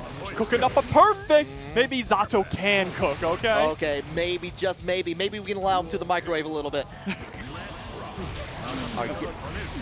Okay, with the leapfrog one more time. I like that little bit of a use of approach into the oppose. The follow-up on there, guaranteed on there. We're going to go ahead, break down that wall one more time. Oppose has been doing some heavy lifting here for Bimber. B-Down just keeps on swinging into it. There's the mad love for the plus frames. Disengages just a little bit there. But yeah, you know, without the greatest anti-air option, so that was very smart from Bimber just to hang out in the skies as long as possible. Yeah, I'm really a fan of how Bimber has been holding down with Oppose this entire time. Like really kind of covering down the flight from the ground as they keep on approaching with the 6H. Going in one more time. We're already 2 up right now from Bimber. Yeah, Bimber's looked in pretty much full control so far in this set, bar a couple of situations here from B-Down where they were able to get some offense started. Nothing for faultless defense on there. Get pushing in there. Here comes the sword. Bring it down. Refill that life gauge. Get Eddie gauge rather on there. But we get a little bit of denial from B-Down. Summon Eddie again for the applause. Cross up with the Pierce. And then tried to go for the burst safe route. Oh, he went for the assist NBA style on top of that. Curious to see the burst safe route here, considering you have such a massive life lead and so much tension, right? You wouldn't expect B-Down to burst in that scenario, and ends up holding on to it. Sometimes you just don't, you don't mind. It's like whatever happens on this, like we're just getting information at that point here. Already up with significant advantage on here, going in, giving them a hand on the follow-up on here. Eddie's going to help out. Oh my gosh, breaking the law. Yeah, there I was on there, but we go ahead with the with the invite help, a little bit more of a push on there, and keeping Eno pinned down to the ground and blocked. Oh, that was sick with the burst safe. And that should be it. The Amorphous coming through, taking a bite out of B-Down, and that's going to be the set. Just one of the mini tails from 1,000. He attempts to go on the tightrope. That's Things true. like 2H are really going to, of course, DP. Yeah, you got the Vapor Thrust to finish off the job on there, and you got that Far Slash on top of that into the Stun Dipper early on. Same side, use the burst on there to keep Nuclear into the corner on there. Trying to go in for the direct claw, but nothing for it. You're going to play this tightrope game. I bet you that was a DP. Oh, yeah, you know he got the side switch on there. That's potentially what it was. But now step through the wall, through my garage. It's a hard knockdown. Just going straight at 11 from the start. There's the leaf grab into the RC. First round down. Okay, yeah, you just had a little bit more to go. Might as well spin it. You cannot take that resource with you. Yeah, I'm a big proponent of just spend the RC. Even if you could kill without it, just spend it. Yeah, you need the practice regardless of that anyway, so you might as well. Vapor Thrust denying Chipp from like further on that into the Stun Dipper. Back into the corner you go. Oh no, but the counter hit going to connect, and now you're going to go through the wall one more time, or no, goes for the reset to squeeze out some extra damage. Ends up paying off pretty well. Yeah, nice use of the overhead on there. We're going to go ahead onto the other side in there. Get another hit with the Stun Dipper. You're going to go ahead with the RC and try to get the follow-up on there. Find the time for the burst from Nuclear. Yeah, the immediate burst from Nuclear to make sure to maintain that momentum, right? You don't want Ruby to feel themselves at all. And a good game number one in Nuclear's favor.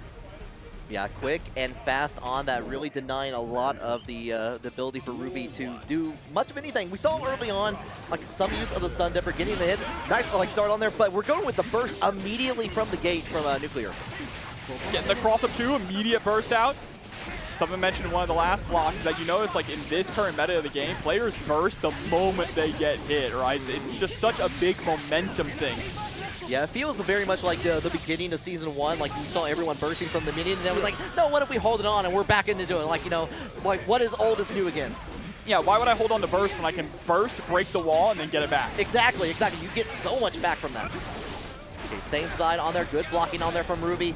Holding down, nice little back dash as well. But stuck in the corner here against Chipp. Trying to DP out. Oh! No, nearly was able to get a punish there. Yeah, was not ready for it, but ready for this follow-up on there. Has a tightrope available, so you can do the full combo on top of that. This is a situation where Ruby actually might feel tempted to burst, right? 100 tension. Goes for the JD. I don't know if that was supposed to be an air throw or not. I don't know. It was almost a good conversion, unfortunately, but the throw is going to save that round for Ruby continuing on. That was a jump scare. But Ruby able to hold on to burst going through that round is absolutely massive for him. Yeah, absolutely on there. With the going with the 2P immediately. Going to get a little bit of static stay into the close slash in there from Ruby. Picking up a little pace. Trying to go for the tap dust on there, but the cancel out with the PRC. Going to make for a nice little sick route. Has to use the Wild Assault to get to the corner. Doesn't break it, keeps it for later. I kind of like not breaking it. You got to keep Chipp caged, right? Especially if that wasn't going to kill. But oh my God, the mortal counter. Whew. Nuclear Money seeing red. All right, yeah, getting all that inflation going on here. Keep it onside. This time we're blocking on the overhead. Cancel out RC into the low. One more time from the tightrope. Low again. Oh. We call that up high, down low, too slow. Go ahead, get that positive bonus on here. Tied up here. Trying to get like one more time, but we're going to crisscross Applesauce. And now this is an important round here for Ruby. You cannot allow Nuclear Monet to go up 2-0 on you. Like looking like potential. We haven't seen the counter grab come out for a moment here, but we're going in and we're not blocking to the other side. This time Ruby going ahead with the charge projectile on there. Misses on that, but puts himself in the corner. Nice little Vapor Thrust though. Yeah, getting out of that Gamma Blade situation. Able to dash in and bait the burst, but drops on the 2S. So much damage left on the table. Ruby, though, still with the life lead here. Okay. Not for long. They're going to have to continue it on down the line here. Going to go ahead, send out with the overdrive on top of that here. Take the lead. One more mix-up could decide it. Nuclear with a lot of tension to work with now. There it is. The Alpha Blade into the RC, a 2-0 lead. Oh no, putting Ruby in dire straits here, having to make a reverse 3-0 to stay in the winner's side of this pool. Yeah, this is a lot of, I would worry about like the fact that Nuclear is being able to go in, like getting so many of the cross-ups on there, just like getting onto the other side. They're holding it down. We're kind of keeping the backdash away from the far slap in there from Ruby. With the 2D, setting the up once again. Oh, it looks like we tried to press. Possibly trying to go for a DP, but got the 5S or 2S there. Yeah, going to finish off the job here. Going to have one more interaction after this wall does break down on there afterwards. You'll have to hold it down. There's that command grab. You have the RC on there afterwards here. You can definitely finish the job. Good old 2H reach for the skies. Nuclear now sitting at set point. Ruby is going to get burst back by the end of this round, but it's important how you spend it. Got to be very, very specific.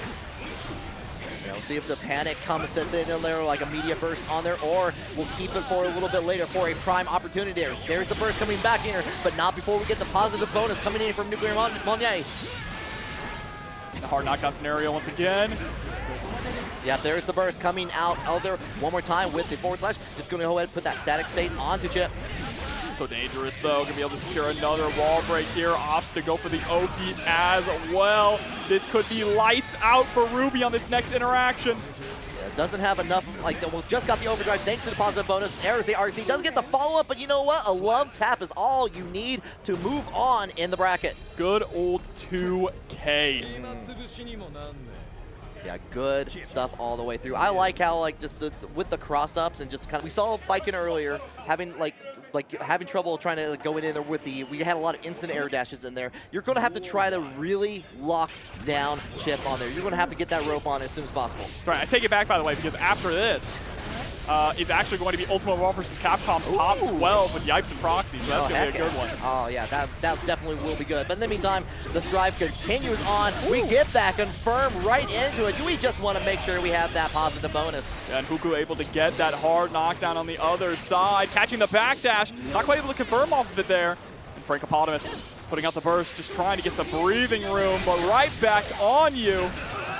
That was a beautiful whiff punish from the 2H on there afterwards. Frankopotamus, like, brought it all the way out there, was hoping to hit Chipp on there afterwards, and Huku was ready all the way. All right, round start scenario, just waiting, the patience there, able to hit that 6P, and harassing with the 5Ks and the 2Ks from Chipp's fastest buttons. Yeah, trying to go in with that, 6K on there afterwards here. Here comes the grappling hook one more time, but you try to go in with the instant air dash JS and get denied early on with that 6P from Huku. And going for the meaty into the BRC, overhead is blocked, but down low, too slow once again. Oh, didn't get anything for it, but it got the follow-up on there after the DP on here. All right, Frankopotamus is still in this, gets the first round for their side. Over the anti-air, or the counter hit in the air, I should say, excuse me. Straight to the JD, break the wall. Gonna be able to get that burst back, lickety split here, and a lot of tension in the process. A media approach with the 2H, but had the burst onside. Huku does have a little bit of meter to work with from this conversion here. Are you going to save it? Just going to wait for the potential opportunity. Dash in. It's the RC. YRC just to create that space, but yeah, that bar slash is just a little too stubby for Baiken, and the 2H is gonna whiff. Go reeled on in with the Kabari. Yeah, goes on and catches on the close slash from Frankopotamus here, but we're trying to hold down any of the approach in there from Huku. Look at the patience here, just trying to watch for the opportunity into the RC. 5D RC hits its mark, but it's not going to be enough to kill here with the Japanese guts. Yeah, didn't get the 6H on the afterwards. Here is the opportunity. Just going to go in. Blam, blam, blam. Bring out the gun. Just blasted with the flintlock pistol. One of my favorite moments in Guilty Gear was like when Baiken first came out, and like I was commentating with Tento, and it was a very complicated like setup, and then Baiken throws out the gun just like that. Blam. I think if you don't have 100 tensions, you should have to stand there and reload it for 2 minutes. with one arm? Yeah. Nah, it ain't happening. Not happening. Not happening. All right, here we go. Blistering speed, hard knockdown. Huku trying to cook up a perfect, but immediately lands straight into a parry. I like that opportunity in there. Just goes in for the Escabari after. Whoa, we are high flying acrobatics right now. Doesn't get anything for it. The burst gets off the situation. That was a bit of a swirly situation there, but Huku able to come out on top and going to come out on top of this round as well, keeping it short and sweet, capitalizing with the super to take it. Right back at it. Frankopotamus is still in the lead, but lost that round on here. We're going to go with the follow-up from Gabari on here. Trying to get the approach, but we're going to go ahead, get that throw, get the rope on. To the knockdown. BRC. Follow up. Okay, wait. Nice patience from Huku on there. Just uses DP to get out of the situation. The rope finally goes away on here. Gets away with the corner in here, but the 6P well played for Frankopotamus, but doesn't get a huge conversion. We're still able to get that OTG with the Kabari follow-up, though. That was impressive, and another impressive round here from Frank as well. Threatening to go up 2-0 in this set. Still has burst. Yeah, Huku's about to also get burst back in a second, though. He is on the offensive as we go in there. A little bit of OTG from the slide in there. The approach in there, neutral jump to get away. Ooh. But the oh my god. Yeah, the side switch on there wasn't able to get a punish, but another parry coming out from Frankopotamus. This entire round has been an absolute scramble.